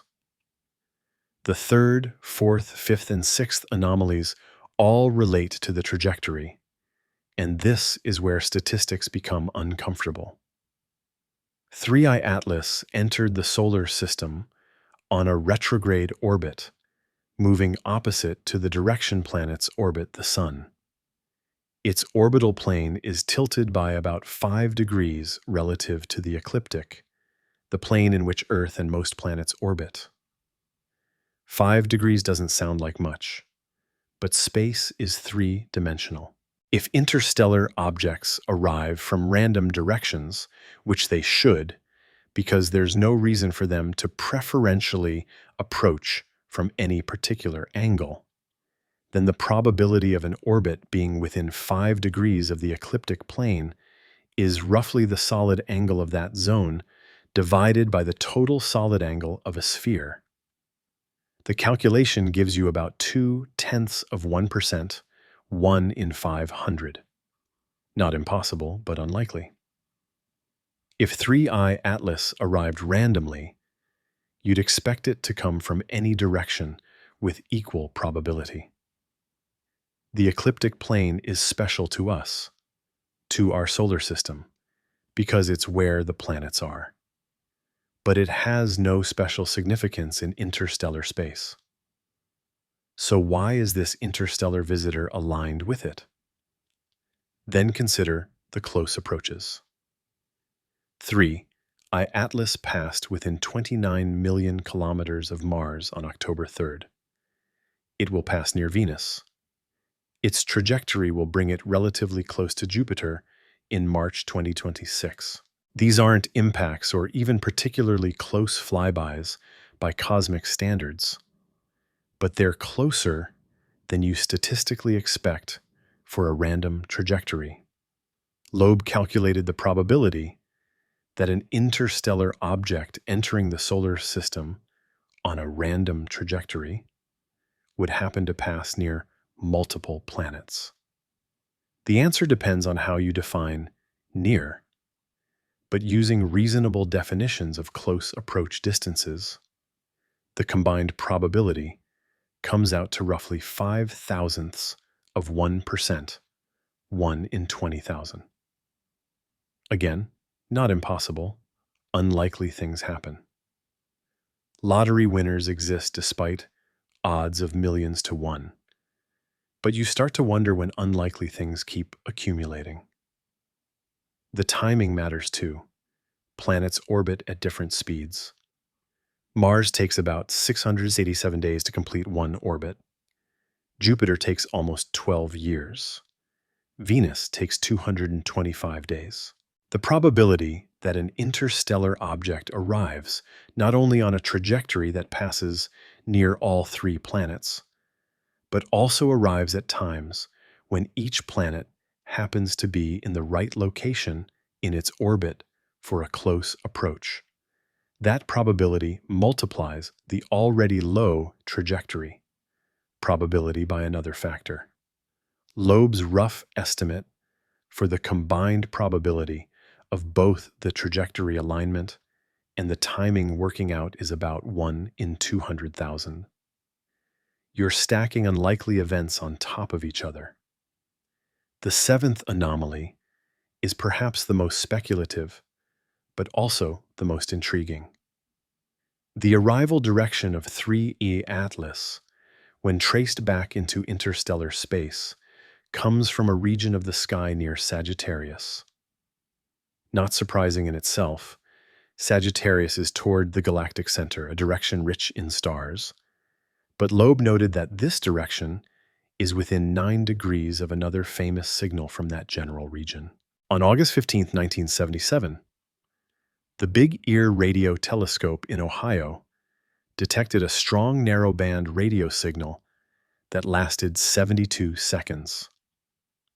The signal was exactly at the frequency where neutral hydrogen naturally emits, a frequency that many CT researchers believe is a logical choice for interstellar communication, because any technological civilization would know about it. The signal was so unusual, so apparently artificial in character that astronomer Jerry Eman wrote "wow" next to it on the computer printout. It became known as the wow signal. Despite many attempts, the signal has never been detected again. Explanations range from terrestrial interference to a passing comet that somehow produced a signal at the right frequency to, yes, an extraterrestrial transmission. The mystery remains unsolved nearly 50 years later. Is it meaningful that 3E Atlas's trajectory, when traced backward, points to within 9 degrees of the wow signal's origin? Loeb calculated the probability of this alignment as wrong, 0.6%. Better odds than some of the other coincidences, but still unlikely. But here's the question. If you're an extraterrestrial civilization and you send a probe to a solar system you've detected, perhaps through radio transmissions from that system, or through transit observations of planets crossing in front of their star, how would you announce your arrival? You might send a radio signal first, a "hello, we see you" message. Then, if you wanted to send a physical probe, you might send it along the same trajectory, from the same location, so that anyone connecting the dots would realize the signal and the probe were related. It's speculative. Connecting 3 Atlas to the wow signal requires believing both are artificial and related, which is a leap beyond what the data supports. But the alignment exists. It's documentable, and it adds one more layer to a picture that's already strained with improbabilities.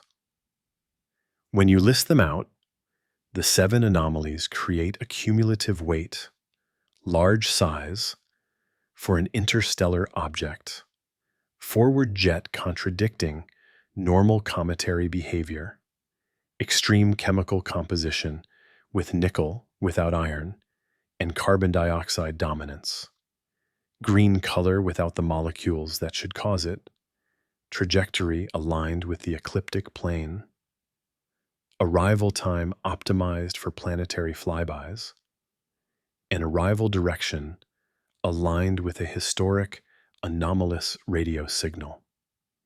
Each anomaly has possible natural explanations, stretched explanations in some cases, explanations requiring special circumstances, or poorly understood chemistry, but explanations nonetheless. Science works by finding natural explanations for observations. It's only when natural explanations become more contrived and improbable than artificial ones that you're forced to seriously consider the latter, and that threshold is subjective. It depends on your prior beliefs about how likely artificial explanations are. If you think the probability of encountering alien technology in our solar system is essentially zero, then no amount of anomalies will convince you. You'll always prefer even highly improbable natural explanations because they're still more likely than aliens. But if you allow even a small prior probability that interstellar probes could exist and might occasionally pass through our solar system, then each anomaly updates that probability upward. Multiple anomalies compound. What started as a very small probability becomes less small, still unlikely perhaps, but not dismissible. Loeb has been explicit about this. He's said repeatedly that 3I Atlas is most likely a natural comet.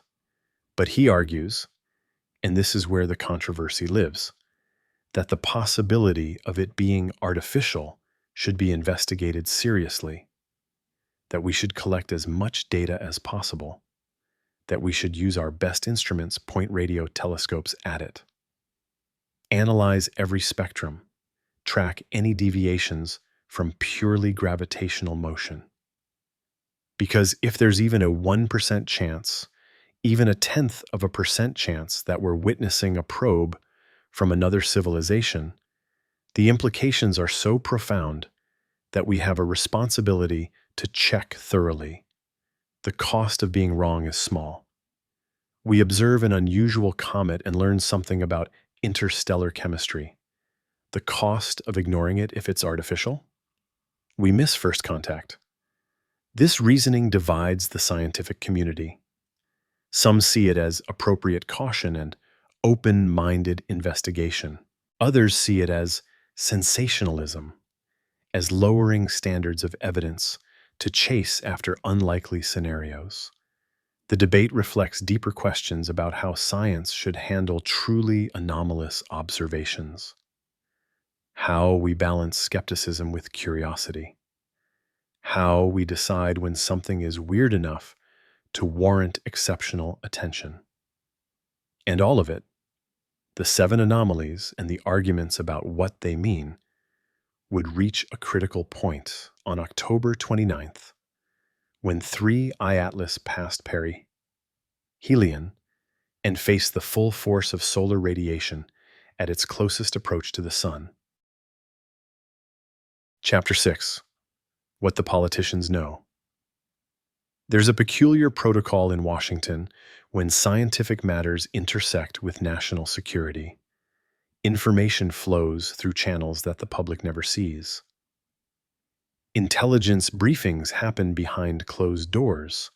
Congressional committees with security clearances receive updates that don't make it into press releases.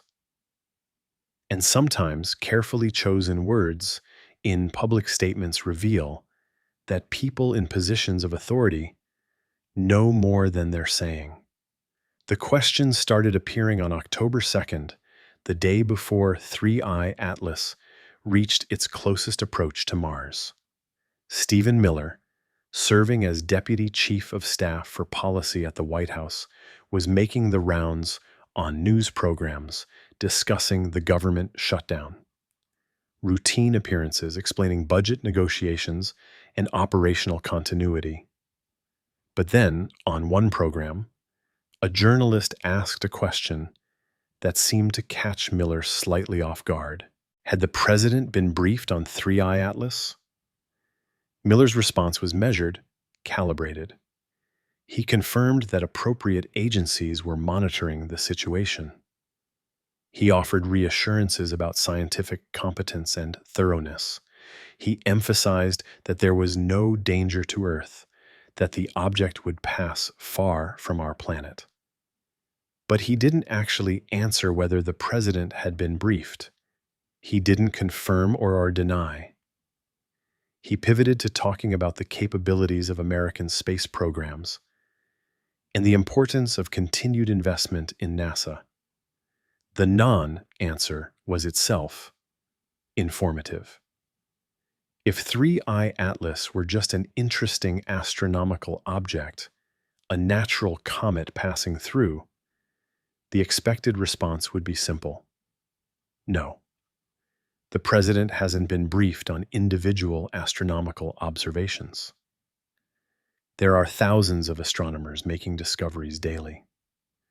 Presidential briefings cover matters of national importance, security threats, diplomatic crises.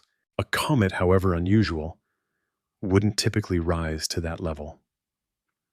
But Miller didn't say that. He didn't dismiss the question as absurd. Instead, he acknowledged it seriously.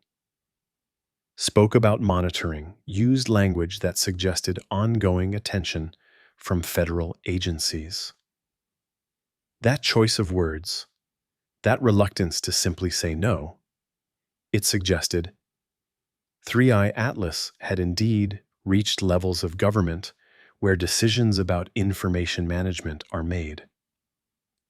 Around the same time, Representative Tim Burchett from Tennessee appeared on Newsmax. Burchett serves on the House Committee on Oversight and Accountability, a committee that has jurisdiction over federal agencies, including NASA. He's been vocal about transparency, particularly regarding unidentified aerial phenomena, pushing for declassification of government files and public disclosure of what agencies know about unexplained objects. Birch had appeared on screen alongside Avi Loeb, both men discussing 3A Atlas and its anomalies. The pairing itself was significant. Congressional representatives don't typically share airtime with astrophysicists to discuss ongoing scientific observations. They do interviews about legislation, about policy, about political controversies.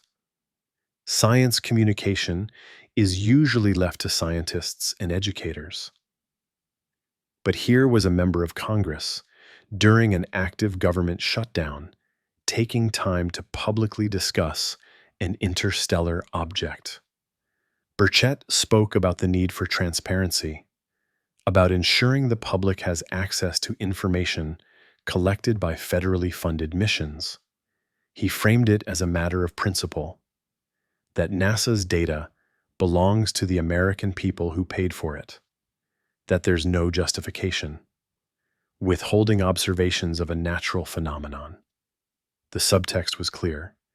Burchett believed something was being withheld, and he was using his platform to apply pressure to make it politically uncomfortable for agencies to remain silent. Then came Representative Anna Paulina Luna from Florida. Luna had been briefed, apparently on the elongated Perseverance images. She reached out directly to Avi Loeb, asking for his analysis of the photograph showing the stripe. This is unusual. Members of Congress receive scientific briefings regularly, but they typically come from agency officials, from NASA scientists, from the Science and Technology Committee's designated experts. They don't usually cold call university professors for second opinions. The fact that Luna sought outside expert analysis suggests either she wasn't satisfied with official explanations or she wasn't receiving official explanations at all. Either scenario is troubling. If NASA provided briefings that didn't adequately explain the images, that implies the agency itself was uncertain or evasive. If NASA provided no briefings despite congressional interest, that suggests information was being actively restricted. Luna went further. She sent a letter to NASA's leadership, advocating for the use of the Juno spacecraft, currently orbiting Jupiter, to study 3I Atlas when the comet passes relatively close to Jupiter in March 2026. The letter emphasized the scientific value, the unique opportunity, the importance of maximizing observations of interstellar objects given their rarity. But letters from representatives to agency heads about specific scientific missions are not routine.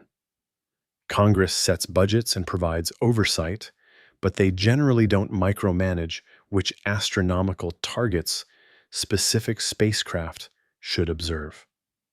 That's left to mission scientists and peer review panels.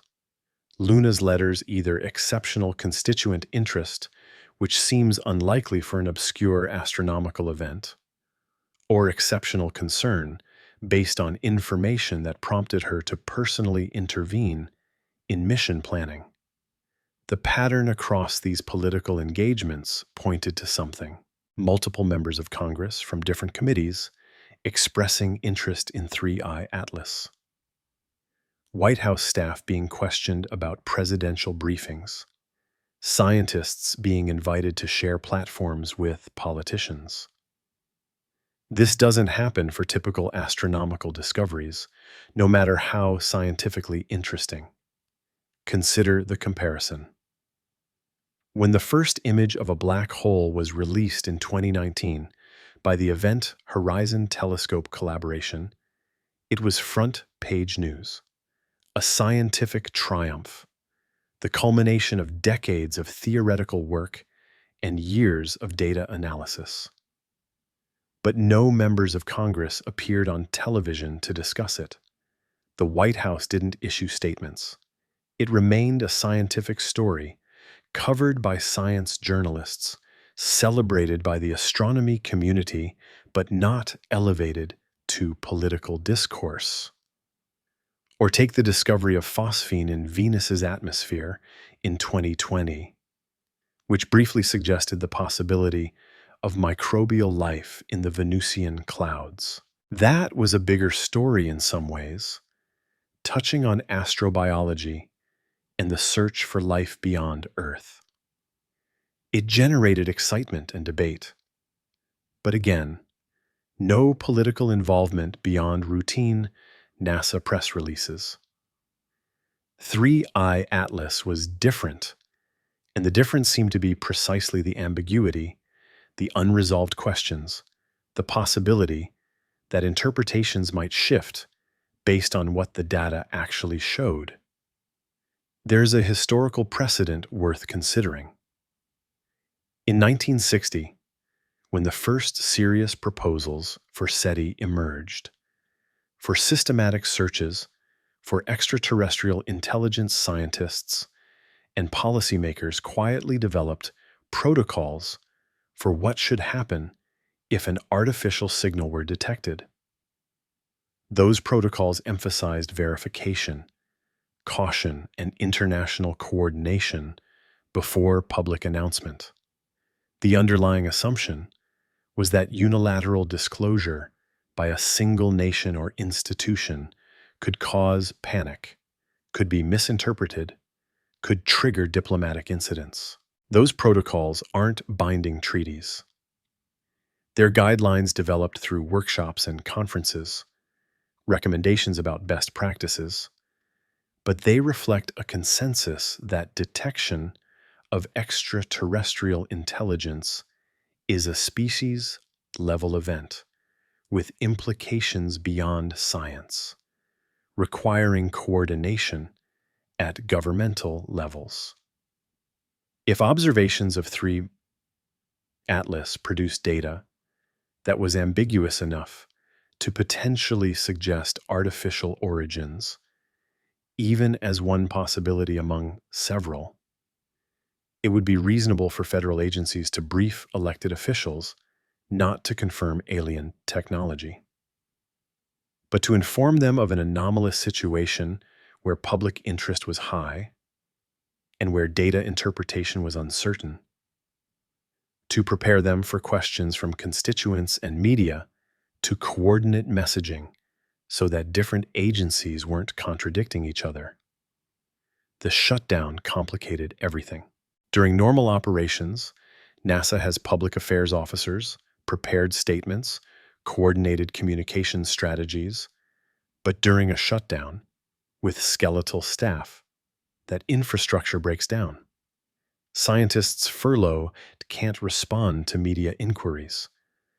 Press releases don't get drafted. Coordination between agencies falters. And into that vacuum, individual scientists started speaking independently. Loeb publishing blog posts daily. Other astronomers giving interviews to science journalists. Amateur researchers posting analyses on social media. Without central coordination, the narrative fragmented. Multiple interpretations circulated simultaneously. None officially endorsed, all competing for attention. From a political perspective, this was problematic. If you're trying to manage information about an ambiguous situation, the last thing you want is decentralized communication where different experts offer contradictory interpretations. It makes governance difficult. It makes it harder to maintain consistent messaging. It invites conspiracy theories because the absence of official clarity allows speculation to flourish. Some observers suggested this was deliberate, that the shutdown was timed to prevent coordinated disclosure, that by furloughing NASA staff, the administration created plausible deniability for why information wasn't being released. If scientists aren't working, if data isn't being processed, if websites aren't being updated, then of course there's silence. It's not suppression, it's logistics. But timing coincidences can be genuine. Government shutdowns happen when budget negotiations fail, driven by political factors unrelated to astronomical events. And October 1st happened to be 2 days before the Mars flyby, purely by chance. The federal fiscal year ends September 30th. Budget, continuing resolutions, either pass or fail based on congressional votes and presidential decisions about signing or vetoing. A comet's trajectory doesn't influence that process. Still, the coincidence gnawed at people. In the same way that 7 anomalies in the trajectory and chemistry of 3I Atlas accumulated into something that felt less and less like random chance. The timing of political silence, of technological silence from multiple nations, of a shutdown that disrupted communication, precisely when communication was most wanted. All of it felt orchestrated, even if it wasn't. Dr. John Brandenburg and another voice to the political dimension. A plasma physicist with experience in defense research, Brandenburg maintains a website called Blue Planet Red, where he discusses Mars research, including controversial theories about past nuclear events on Mars.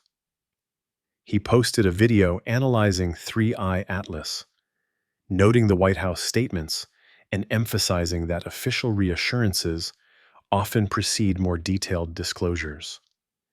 Brandenburg's track record is mixed. He's published peer-reviewed papers on plasma physics alongside speculative theories about ancient Martian civilizations that most scientists reject.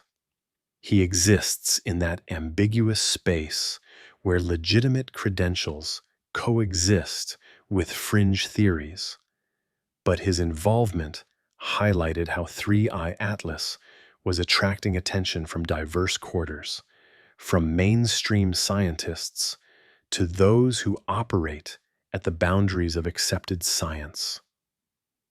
The political interest, the questions being asked at high levels, the unusual coordination required to explain the silence across multiple nations, all of it suggested that 3I Atlas had become more than an astronomical curiosity. It had become an event requiring management, requiring decisions about what to say and when to say it, requiring briefings and coordination that go beyond a typical scientific discovery. And that management, that careful control of information, couldn't last forever. Eventually, observations would be processed, papers would be published, data would emerge into the public domain through peer review or through leaks.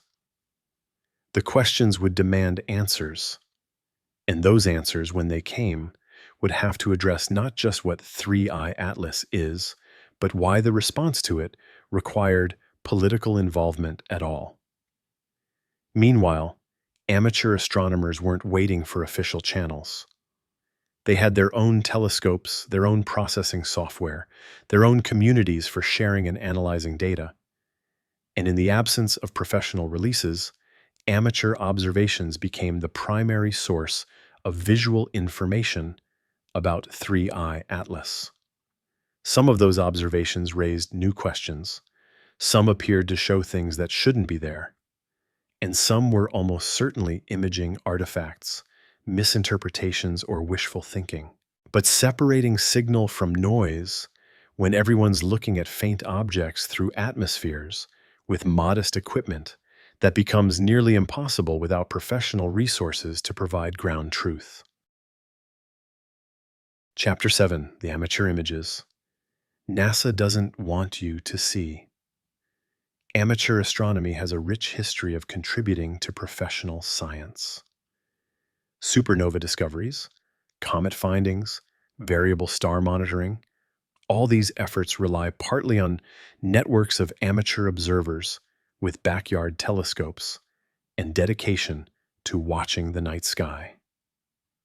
There are thousands of amateur astronomers worldwide with equipment that would have been considered professional grade just a generation ago. CCD cameras, computerized mounts, sophisticated image processing software. The barrier between amateur and professional capabilities has blurred considerably. When 3I Atlas was discovered, amateur astronomers immediately began tracking it. Coordinates were posted online. Ephemerides, tables predicting where the object would appear each night, were calculated and shared. Observing campaigns were organized through forums and social media groups. People wanted to see this interstellar visitor for themselves, to capture their own photons that had bounced off something from beyond our solar system.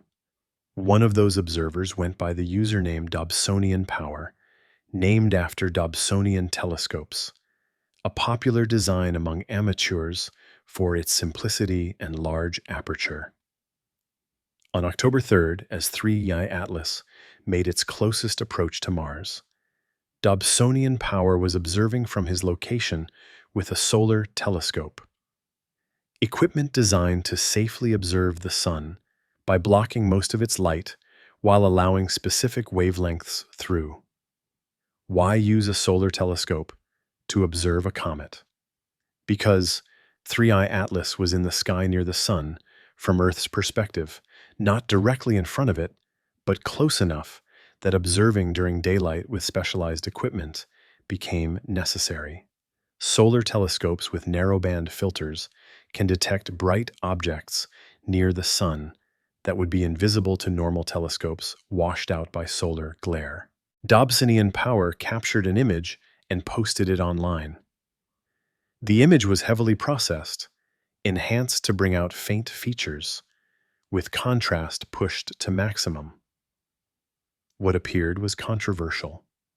A dark, somewhat elongated feature against a lighter background, grainy, unclear, but undeniably showing structure of some kind. Within hours, the image went viral. Comment sections exploded with interpretations. Some saw clear evidence of an elongated object, vindication of the Perseverance images. Others saw nothing but noise, artifacts of aggressive image processing, pareidolia, the human tendency to see patterns in random data. A few pointed out that solar telescopes aren't designed for observing comets, and that the optics could introduce distortions. Professional astronomers were quick to express skepticism. The image quality was poor. The processing was excessive. Without knowing the exact equipment parameters, exposure times, and processing steps, it was impossible to evaluate what was real signal and what was artifact. One astronomer noted that when you enhance images aggressively enough, you can make anything appear to have structure. Noise patterns become features. Optical aberrations look like edges. The human brain does the rest, connecting dots into shapes. But the image's technical shortcomings didn't prevent it from spreading. News outlets picked it up. YouTube videos analyzed it. Comparisons were made to the Perseverance images, to earlier Hubble photos, to artist renderings of what an interstellar probe might look like. And inevitably, AI-generated images began appearing, purporting to show what 3I Atlas really looked like. Sleek metallic structures with impossible detail, completely fabricated, but presented as enhanced versions or artist interpretations. The flood of AI-generated content created a secondary problem.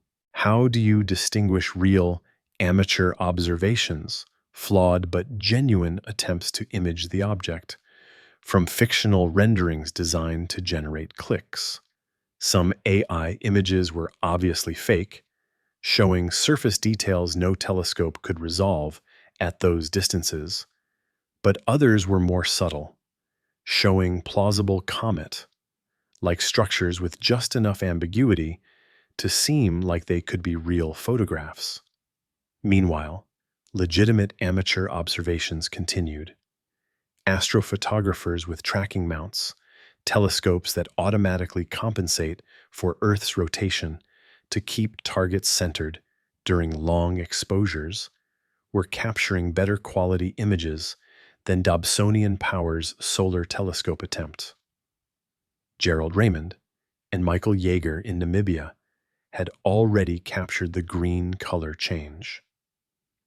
Other observers in the southern hemisphere, where 3E Atlas was better positioned before it swung behind the sun, were uploading their results to astronomy forums. These images showed something interesting.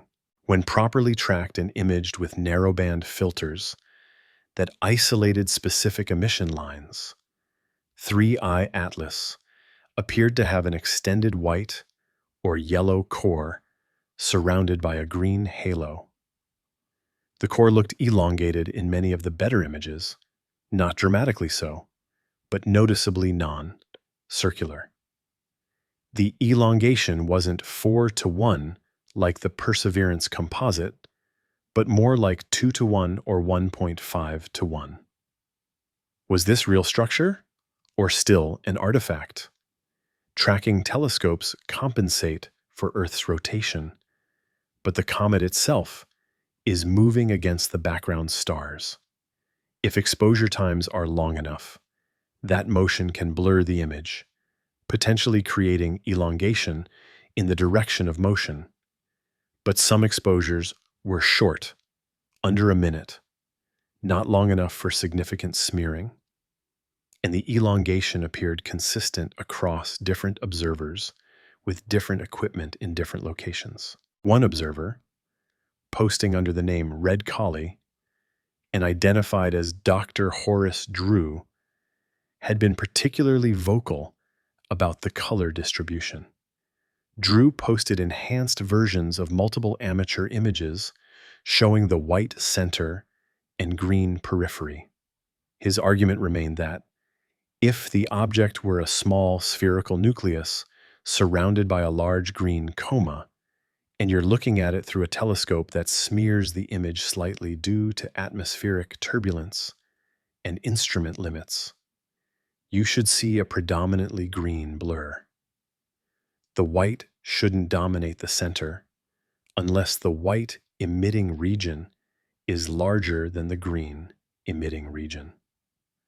Professional astronomers countered that comas are not uniformly bright. They are densest near the nucleus and fade with distance.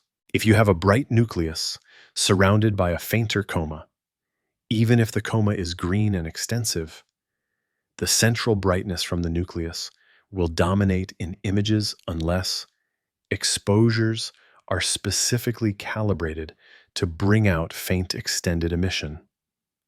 Most amateur images are optimized to capture the bright core, not the faint outer coma, so seeing white centers isn't surprising.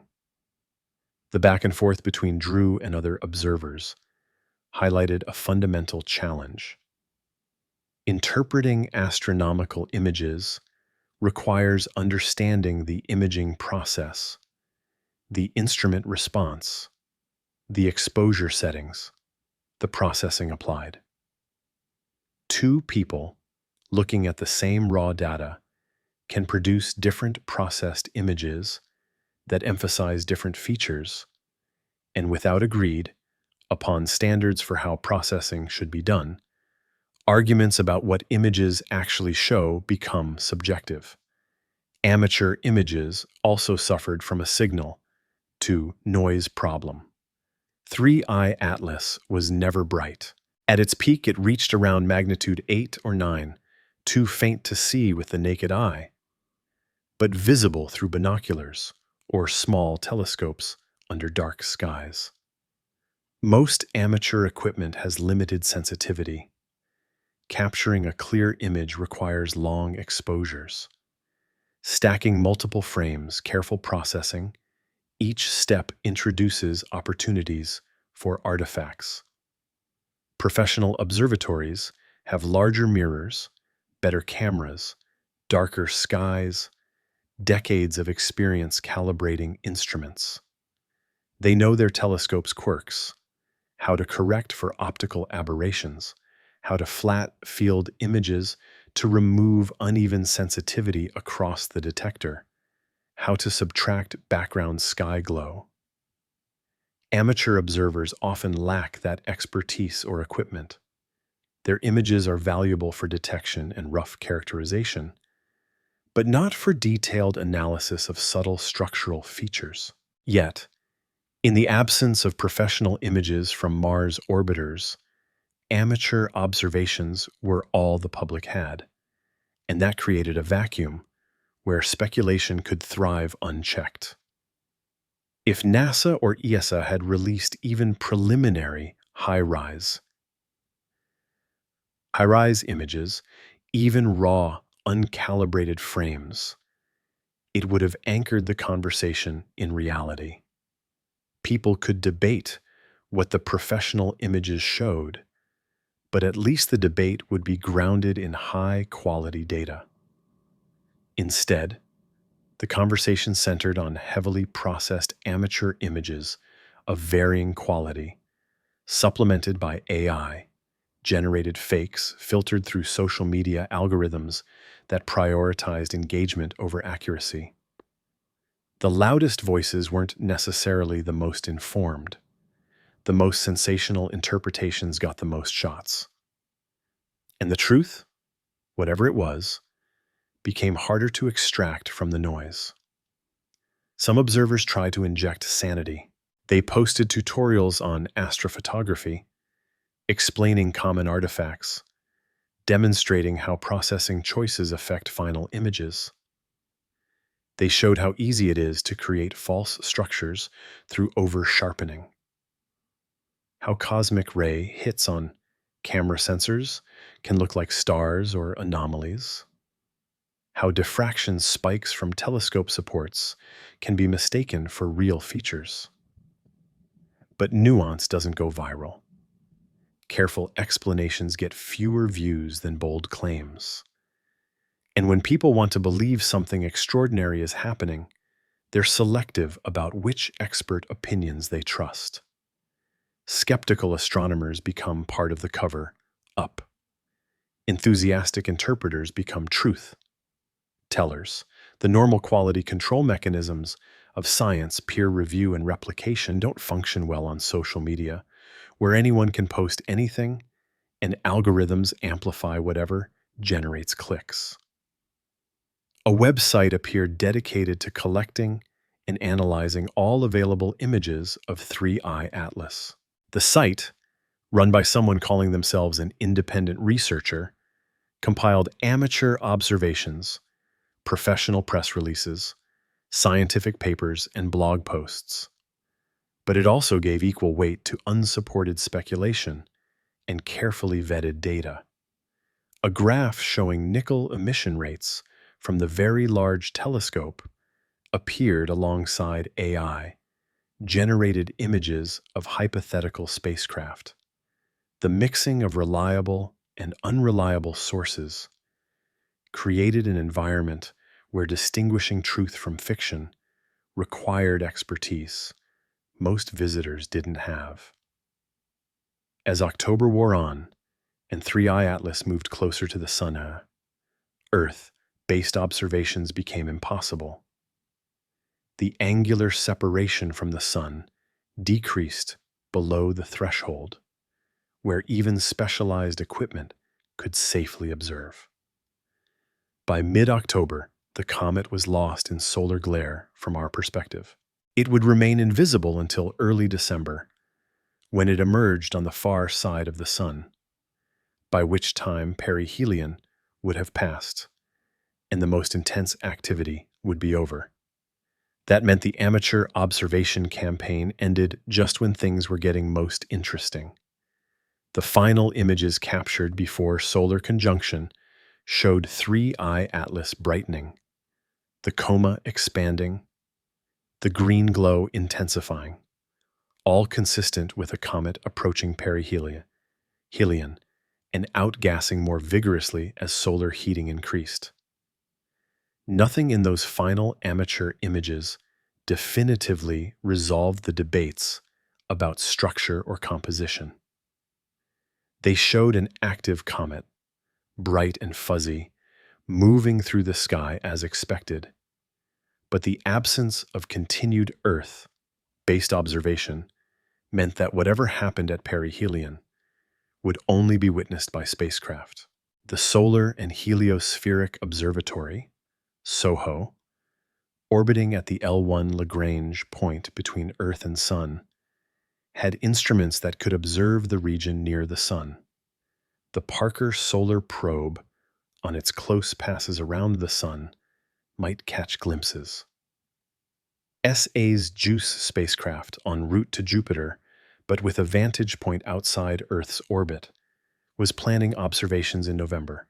Those observations would be critical. They would capture 3i Atlas at its most active state, when solar energy was maximal, when outgassing would peak, when any unusual behaviors would be most evident. If the object was going to do something unexpected, if it was going to fragment or maneuver, or exhibit any characteristic that deviated from normal cometary physics, perihelion was when it would happen. October 29th loomed as the moment of truth. the day when 3i Atlas would pass 136 astronomical units from the Sun, just inside Mars' orbit, closer to our star than it had ever been in its billions of years of wandering through interstellar space, closer than its formation around whatever star system it came from. Assuming that system's star was similar to or cooler than our Sun, what would happen when gigawatts of solar energy poured onto its surface? Would it survive intact, or would thermal stresses crack the nucleus into fragments? Would outgassing increase predictably following thermal models? Or would the steep power law relationships in nickel and cyanide production extrapolate to even more extreme rates? Would the object continue on its hyperbolic trajectory unchanged? Or would any non-gravitational forces from asymmetric outgassing alter its path measurably? And underneath all those scientific questions was a deeper one that nobody wanted to voice too loudly, but that lingered in every discussion. If 3i Atlas was artificial, if some of the anomalies pointed to technology rather than geology, would perihelion be a scheduled event, an activation point, a moment when solar energy charged systems that had been dormant during billions of years in the cold of interstellar space? Would something that looked like a comet under distant observation reveal itself to be something else when subjected to maximum solar input? The speculation was uncomfortable for scientists. It ventured into territory where data thinned and imagination filled gaps. But October 29th was coming, and when it arrived, someone, somewhere, would be watching. Chapter 8. October 29th, the moment of truth. Perihelion is not merely a point on an orbit, it's a crucible. For comets, it represents maximum stress, maximum energy input, maximum activity. The physics is straightforward. Solar radiation follows an inverse square law. At 1 astronomical unit from the Sun, Earth's distance. The solar constant is about 13 watts per square meter. Move to 136 AU, where 3i Atlas would reach perihelion, and that drops to about 730 watts per square meter. Still substantial, still enough to drive powerful chemistry. For an object that had spent billions of years in the cold of interstellar space, where temperatures hover just degrees above absolute zero, where sunlight is imperceptible, this represented a shock. Even during its journey through our solar system, from beyond Jupiter's orbit inward, 3i Atlas had never experienced this intensity. And if the steep power laws governing its nickel and cyanide production held, if those relationships extrapolated forward, then perihelion should trigger an eruption of outgassing that would dwarf anything observed earlier. The Solar and Heliospheric Observatory has been watching the Sun continuously since 1995.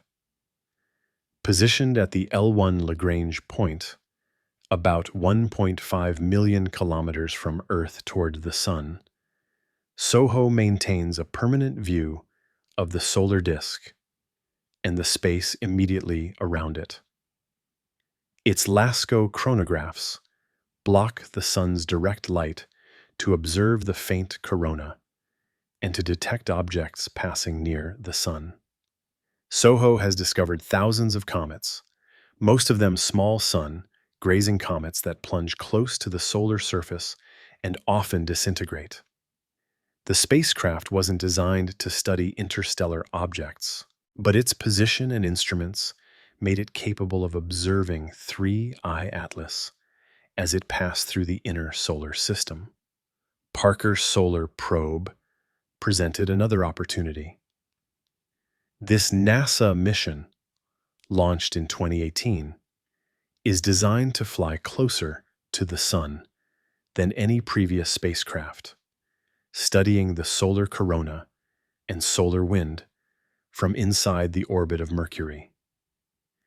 Its perihelion passes take it to within 6 million kilometers of the solar surface, close enough that the spacecraft requires a specialized heat shield to survive temperatures exceeding 1,000 degrees Celsius.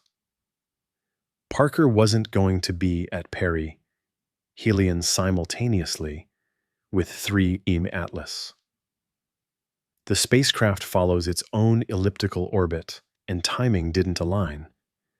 But Parker's WHISPER instrument, the Wide Field Imager for Solar Probe, has a field of view that can capture objects in the inner solar system. Mission planners calculated that between late September and early November, WSPR should be able to observe 3I Atlas at least peripherally, depending on exact positions and pointing schedules. The challenge with both SOHO and Parker observations is that they're designed for solar physics, not for detailed cometary studies. SOHO's coronagraphs have relatively coarse spatial resolution.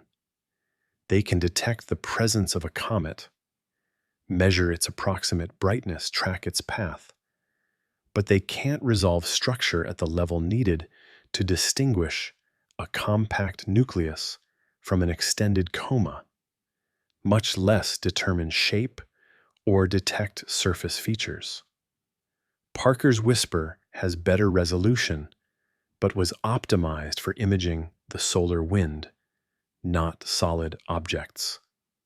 And Parker's trajectory meant any observations of 3I Atlas would be from unfavorable angles, catching the comet in the background of solar observations rather than as a primary target. The spacecraft that could have provided the best perihelion observations was ESA's JUICE, the Jupiter Icy Moons Explorer. JUICE launched in April 2023 and was en route to Jupiter on a trajectory that happened to place it in an excellent position to observe 3Y Atlas in November, about 2 weeks after perihelion. At that point, the comet would still be highly active, close enough to the Sun that outgassing would continue at elevated rates, but far enough that JUICE's instruments wouldn't be overwhelmed by solar glare. JUICE carries multiple cameras and spectrometers designed to study icy moons. Those same instruments are perfectly suited for observing a comet. The Janus camera system can capture color images with resolution good enough to see structural details. The MAGIS spectrometer can analyze the chemical composition of the coma across visible and infrared wavelengths. The UVS ultraviolet spectrograph can detect gases that emit in UV. ESA confirmed that JUICE would observe 3I Atlas, starting November 2nd and continuing through late November. They emphasized that this would provide the best views of the comet in its most active state, when the tail would be fully developed and the brightness would peak. But JUICE observations would come after perihelion. Whatever happened at the moment of closest approach, during those hours when solar heating reached its maximum, would occur when no spacecraft had an optimal view. SOHO might catch glimpses, Parker might capture distant images, but the detailed, high-resolution observations that could definitively answer questions about structure, about the nucleus size and shape, about whether outgassing was symmetric or asymmetric, those observations wouldn't exist for the perihelion moment itself. Ground-based astronomers were completely blind.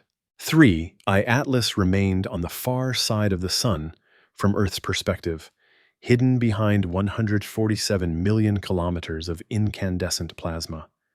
No telescope on Earth or in Earth orbit could observe it. The geometry simply didn't allow it. This observational gap was frustrating for scientists who wanted to understand perihelion behavior, but it also created a peculiar situation for those who suspected 3E Atlas might be artificial. If something were going to happen, if a maneuver were planned, or if systems were going to activate, the moment of maximum solar energy input, while hidden from Earth's direct view, would be an optimal time.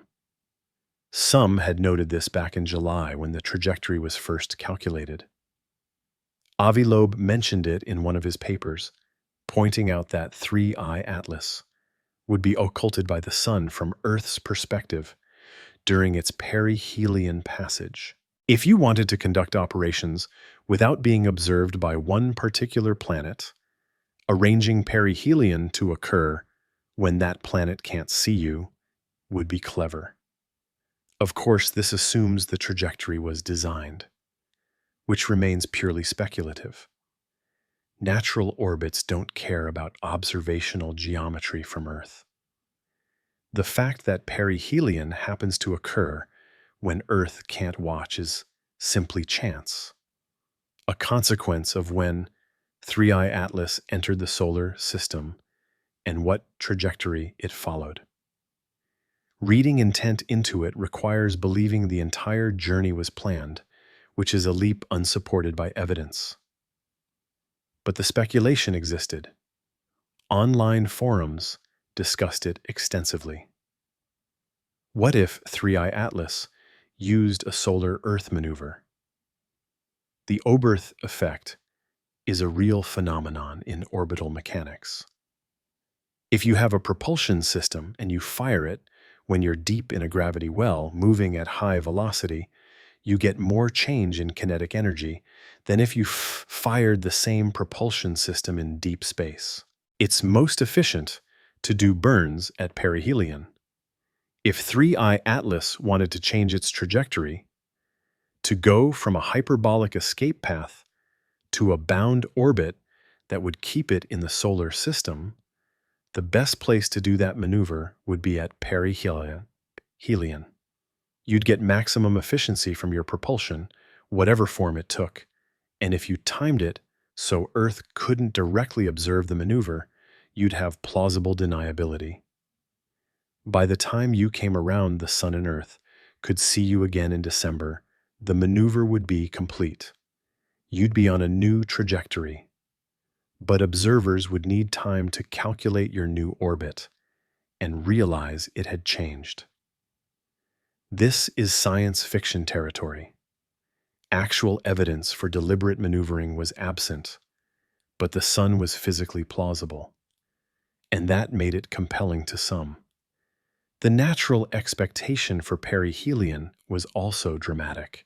If 3I Atlas was a comet, and if the steep power law relationships in nickel and cyanide production continued, then perihelion should produce a massive outburst. The production rates had increased 25-fold from late July to late August. Extrapolating that curve forward to perihelion suggested production rates could increase by another factor of 10 or more. That level of outgassing could alter the comet's appearance significantly. The coma would expand, potentially growing to encompass hundreds of thousands of kilometers. The tail, which had been faint and short in earlier observations, would stretch out dramatically as solar wind and radiation pressure pushed dust and gas away from the nucleus.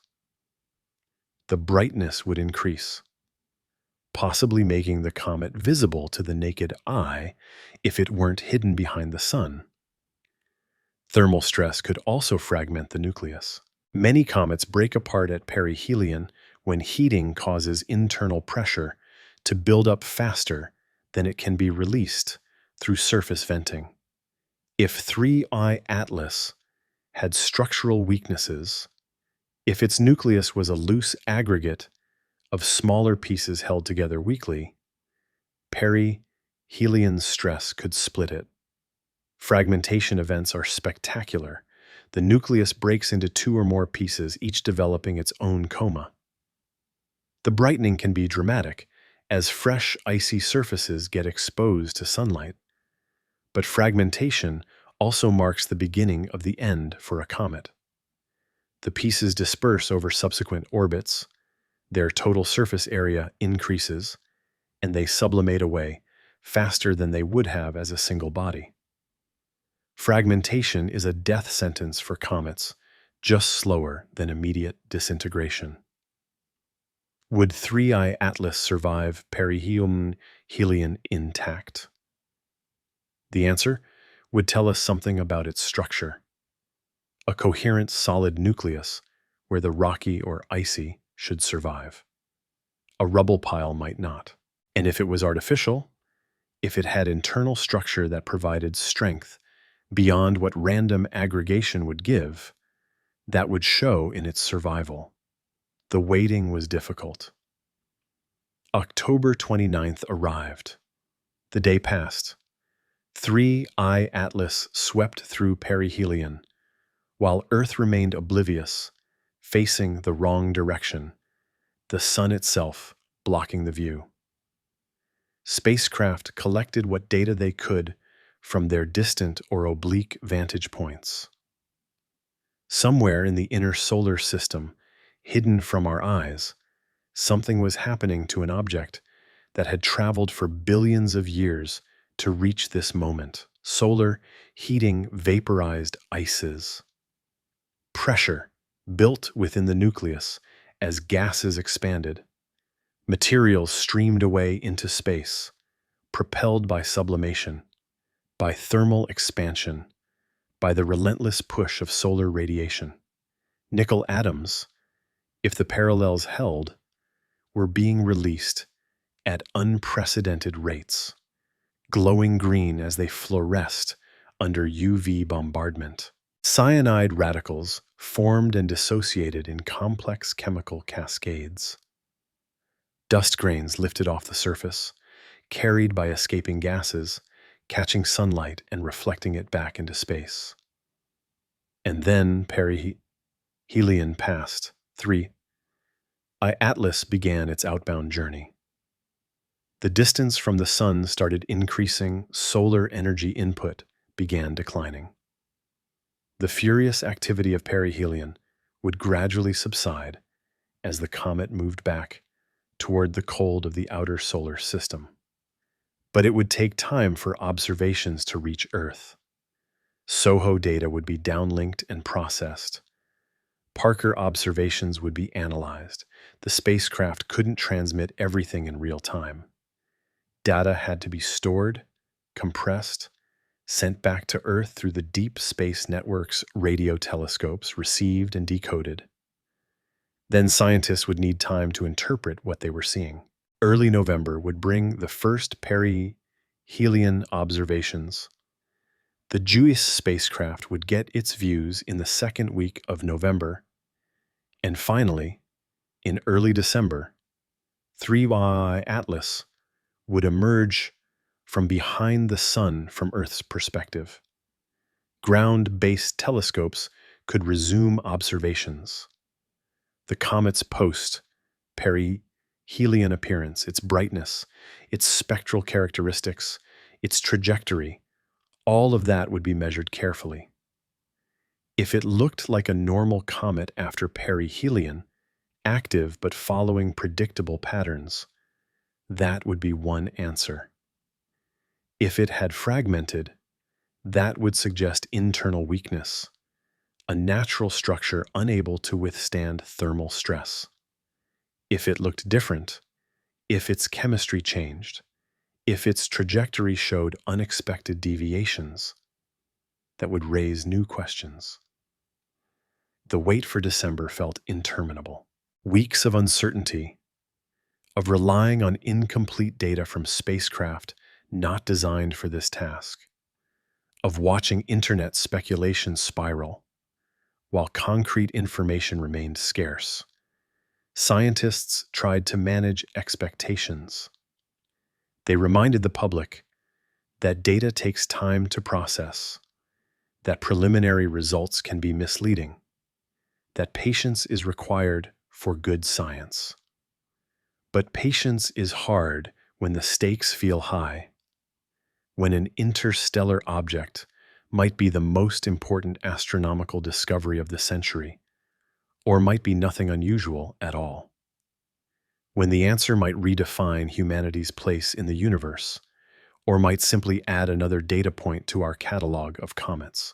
October the 29th came and went.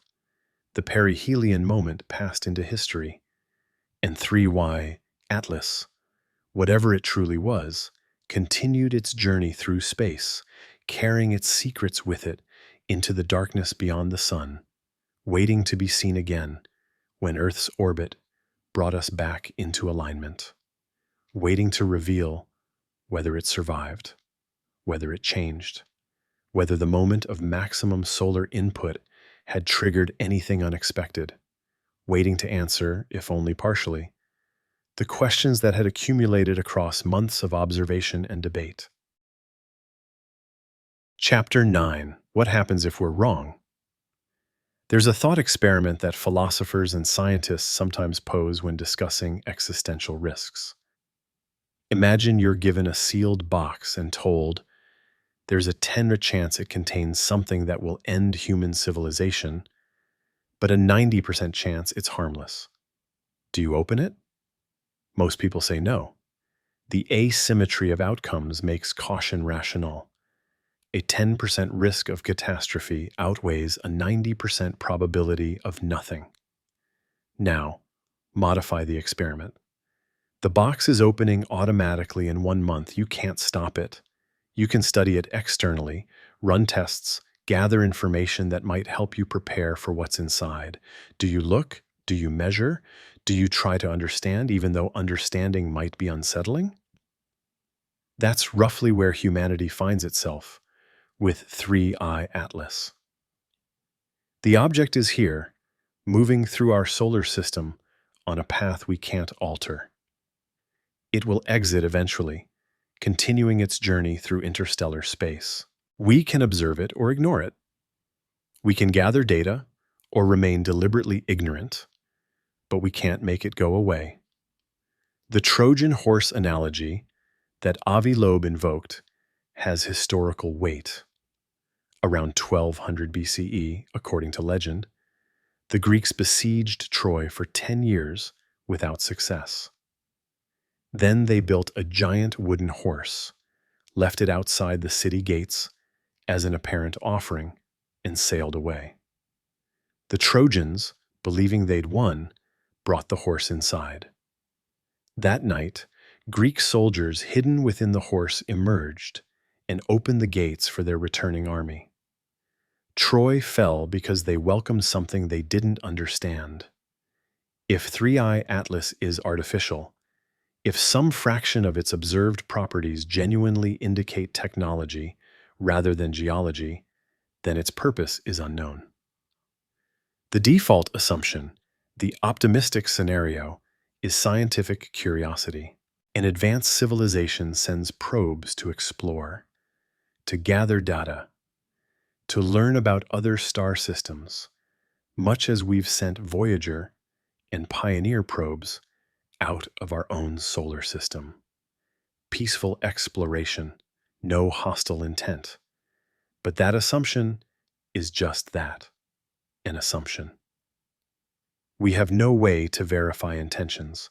An object that appears to be a comet but is actually a probe could be gathering intelligence about our solar system, about Earth, about whether life exists here. It could be reporting back, transmitting data via methods we can't detect, or on time scales too slow for us to notice during its brief passage through. Or it could be more directly concerning. The paper that Loeb co-authored with Adam Hibbard and Adam Crowell, titled "Is the Interstellar Object 3I Atlas Alien Technology?", explored scenarios.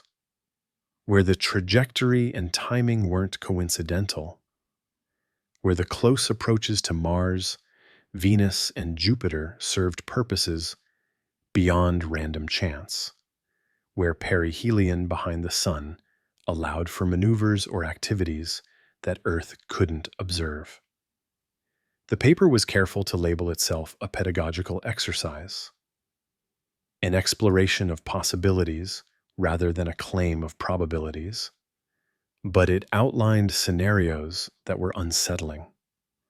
If a civilization wanted to conduct reconnaissance of our solar system, 3Y Atlas's trajectory would be nearly optimal. Retrograde orbits are harder to intercept. Close passes of multiple planets allow for gravitational assists to alter the trajectory, or for deployment of smaller probes that could aerobrake into planetary atmospheres. The paper calculated that if 3I Atlas used a reverse solar oberth maneuver at perihelion, it could potentially change from an escape trajectory to a bound orbit, remaining in the solar system indefinitely. The optimal timing for such a maneuver would be when Earth couldn't observe it, which happened to be exactly when perihelion occurred. Is this what happened? There's no evidence yet. Trajectory calculations require precise position measurements over time.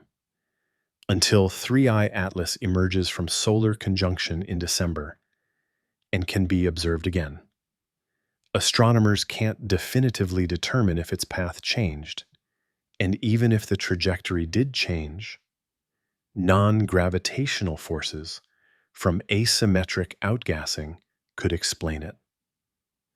Comets routinely experience small trajectory changes from outgassing jets that produce thrust. Distinguishing a natural trajectory change from an artificial one requires detailed observations of where the outgassing occurs, how symmetric it is, whether the forces produced align with observable jets. That level of analysis takes time and high-quality data. But the scenario raises uncomfortable questions. If an interstellar probe wanted to remain in our solar system, perhaps to continue observations over decades or centuries, how would we stop it? The answer is, we couldn't. Our fastest spacecraft travel at a few dozen kilometers per second. 3E Atlas moves at over 60 kilometers per second relative to the Sun. We have no way to intercept something moving that fast, no propulsion system that could match its velocity, no weapons that could reach it. Even if we detected clear evidence of artificial origin, even if we knew with certainty that 3I Atlas was technology from another civilization, our response options would be limited to watching and worrying. We could point more telescopes at it. We could attempt radio communication, though the round trip, like time to an object at several AU, would make conversation impossible. We could alert international authorities, convene emergency sessions at the United Nations, coordinate scientific responses. But in terms of actual defensive measures, we have none. If the probe's intentions were hostile, if it was designed to assess our capabilities before some future action, we'd be powerless to prevent whatever comes next. This is why some argue against aggressive observation. If we're being studied, if our radio and television signals have already announced our presence, does pointing telescopes at an interstellar visitor change anything? Or does it simply confirm that we've noticed that we're paying attention, potentially triggering responses we can't predict? Others argue the opposite. Ignorance isn't safety. If something potentially technological is passing through our solar system, gathering as much information as possible is essential. Understanding its capabilities, its composition, its behavior, That knowledge could be crucial if more such objects arrive in the future. We can't defend against what we don't understand, but we might be able to prepare if we learn enough. The philosophical implications extend beyond immediate security. Confirmation that 3i Atlas is artificial would mean we're not alone. Not in the abstract sense of believing life probably exists elsewhere in the universe, but in the concrete sense of knowing that another technological civilization exists and has the capability to send objects across interstellar space. That knowledge would fundamentally alter human self-perception. We'd no longer be unique. Our achievements in science, technology, art, philosophy, all would need to be contextualized against the existence of others, as we've likely achieved more, given they've mastered interstellar travel while we've barely reached our own moon. Some might find that humbling in a positive way, a reminder of our small place in a vast universe, an incentive to mature as a species, to overcome our divisions and conflicts. Others might find it threatening. If we're not alone, if we're potentially being observed or assessed, then our future might not be entirely in our own hands. The societal impacts would ripple through institutions. Religions would need to reconcile their theologies with extraterrestrial intelligence. Governments would face questions about why they didn't prepare, why they didn't take the possibility seriously. Scientists would shift priorities toward understanding the implications, toward figuring out if communication is possible or if we should remain silent. Economic impacts might be subtle but significant. If technology vastly beyond ours exists, it changes the calculus of long-term investment. Do we continue developing certain technologies, knowing they might become obsolete if we ever gain access to alien knowledge? Or do we accelerate research, trying to advance as quickly as possible to narrow the gap? Military strategies would require complete rethinking. If potential adversaries exist with capabilities we can barely imagine, then Earth's geopolitical conflicts become almost meaningless. You don't worry about territorial disputes with neighboring countries when there might be interstellar powers monitoring your planet. But all of this assumes 3i Atlas is artificial, and the probability, most scientists would argue, remains low. The anomalies are real. The observations are puzzling. But natural explanations, however strained, are still more likely than artificial ones, simply because we have no prior evidence that interstellar probes exist. The cost of being wrong, though, is asymmetric. If we assume it's natural and we're wrong, we miss an opportunity to learn, to communicate, to prepare. We might remain ignorant of a presence in our solar system until it acts in ways we can't ignore. If we treat it as potentially artificial and we're wrong, we've expended extra observational resources, published some incorrect papers, and looked foolish to future generations. The cost of treating it as natural when it's artificial is potentially much higher than the cost of treating it as artificial when it's natural. This asymmetry justifies extra caution, extra observation, extra analysis. It justifies taking the possibility seriously, even if the probability seems low.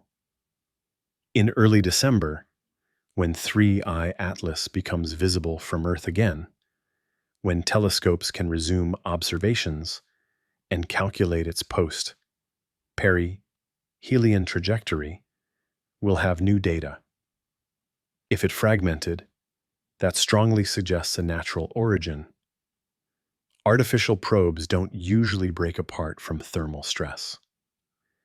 If its trajectory shows no unexpected changes, that increases the likelihood it's a comet following purely gravitational and outgassing influence motion. If its chemistry remains bizarre, if the nickel emission continues, if the color and structure raise more questions than they answer, then the debate will continue. And this is the scenario that keeps some scientists awake at night, if the trajectory shows changes inconsistent with natural outgassing, if the object has maneuvered in ways that require acknowledging deliberate thrust, then everything changes. The Galileo project, which Loeb directs, was founded to investigate potential evidence of extraterrestrial technology, both historical, through studying interstellar objects, and current, through monitoring for unidentified aerial phenomena. The project operates 3 observatory sites with instruments designed to detect and characterize anomalous objects. If 3i Atlas does something unexpected when it emerges from solar conjunction, Galileo project telescopes will be watching. So will dozens of professional observatories worldwide. So will thousands of amateur astronomers with their backyard equipment and their dedication to understanding the cosmos. The observational campaign for 3i Atlas reappearance be one of the most coordinated efforts in astronomical history, driven not just by scientific curiosity, but by the nagging possibility that this object might be more than it appears. Between now and December, the waiting continues. Data from perihelion slowly trickles in. Scientists analyze SOHO observations frame by frame, looking for anything unusual in the comet's appearance or behavior during closest approach. The DEUCE spacecraft prepares its instruments for November observations, mission planners calculating optimal pointing angles to maximize data quality, and people wonder. In online forums and coffee shops, in university lecture halls and government briefings, the question persists. What is 3i Atlas? Rock or probe? Ancient comet or ancient technology? Natural wanderer or designed explorer? The answer, when it comes, might not be definitive. Science rarely delivers absolute certainty, especially about objects we can only observe from a distance with limited data. But the search for that answer, the process of gathering evidence and evaluating possibilities, that process continues. Because understanding what passes through our solar system, understanding whether we're alone or observed, understanding the nature of interstellar visitors, these questions touch on the deepest aspects of human curiosity and our place in the cosmos. December approaches. The comet moves through space, and we wait to see what emerges from behind the sun. And so we find ourselves here, at this peculiar moment in human history, watching the sky with instruments our ancestors could never have imagined, searching for answers to questions that transcend science and touch something deeper. 3i Atlas continues its journey indifferent to our debates, our fears, our hopes. It moves through the darkness beyond the sun, carrying whatever truth it holds, waiting to be seen again when the geometry of orbits brings us back into alignment. We've traced the evidence together. The elongated photos from Mars that sparked a debate, still unresolved. The coordinated silence from space agencies across the globe. Rivals united in their reluctance to share. The green glow that appeared without the molecules that should cause it. The nickel streaming into space at rates that defy simple explanation. The 7 statistical improbabilities that accumulate like evidence in a trial where the verdict remains undecided. The political whispers at levels where decisions about disclosure are made. The amateur astronomers filling the void with images of varying quality and interpretation. And the perihelion passage, hidden from our eyes, where solar energy poured onto a surface that had known only the cold of interstellar space for billions of years. 2 options remain: an elongated object or a camera trick, an ancient comet with chemistry we've never encountered, or something that merely resembles a comet while being fundamentally different, natural or designed, random or intentional. Perhaps December will bring clarity. Perhaps the perihelion observations will show fragmentation, chemical changes, trajectory deviations that finally tip the scales toward one interpretation or the other. Or perhaps the ambiguity will persist and will add 3 atlas to that growing collection of cosmic mysteries where evidence points in multiple directions and certainty remains elusive. What we know for certain is this: something from beyond our solar system passed through. Something old, beyond our comprehension, carrying materials formed around another star, shaped by processes billions of years removed from our experience. Whether it's a messenger or a coincidence, whether it bears information or merely reflects sunlight, it reminds us that the universe is large and stranger than our daily lives allow us to remember.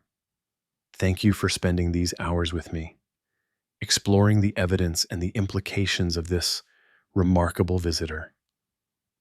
If you found this journey worthwhile, I'd be grateful if you'd consider liking this video and subscribing to the channel. It helps more people discover these stories, and it supports the creation of more deep dives into the mysteries that surround us.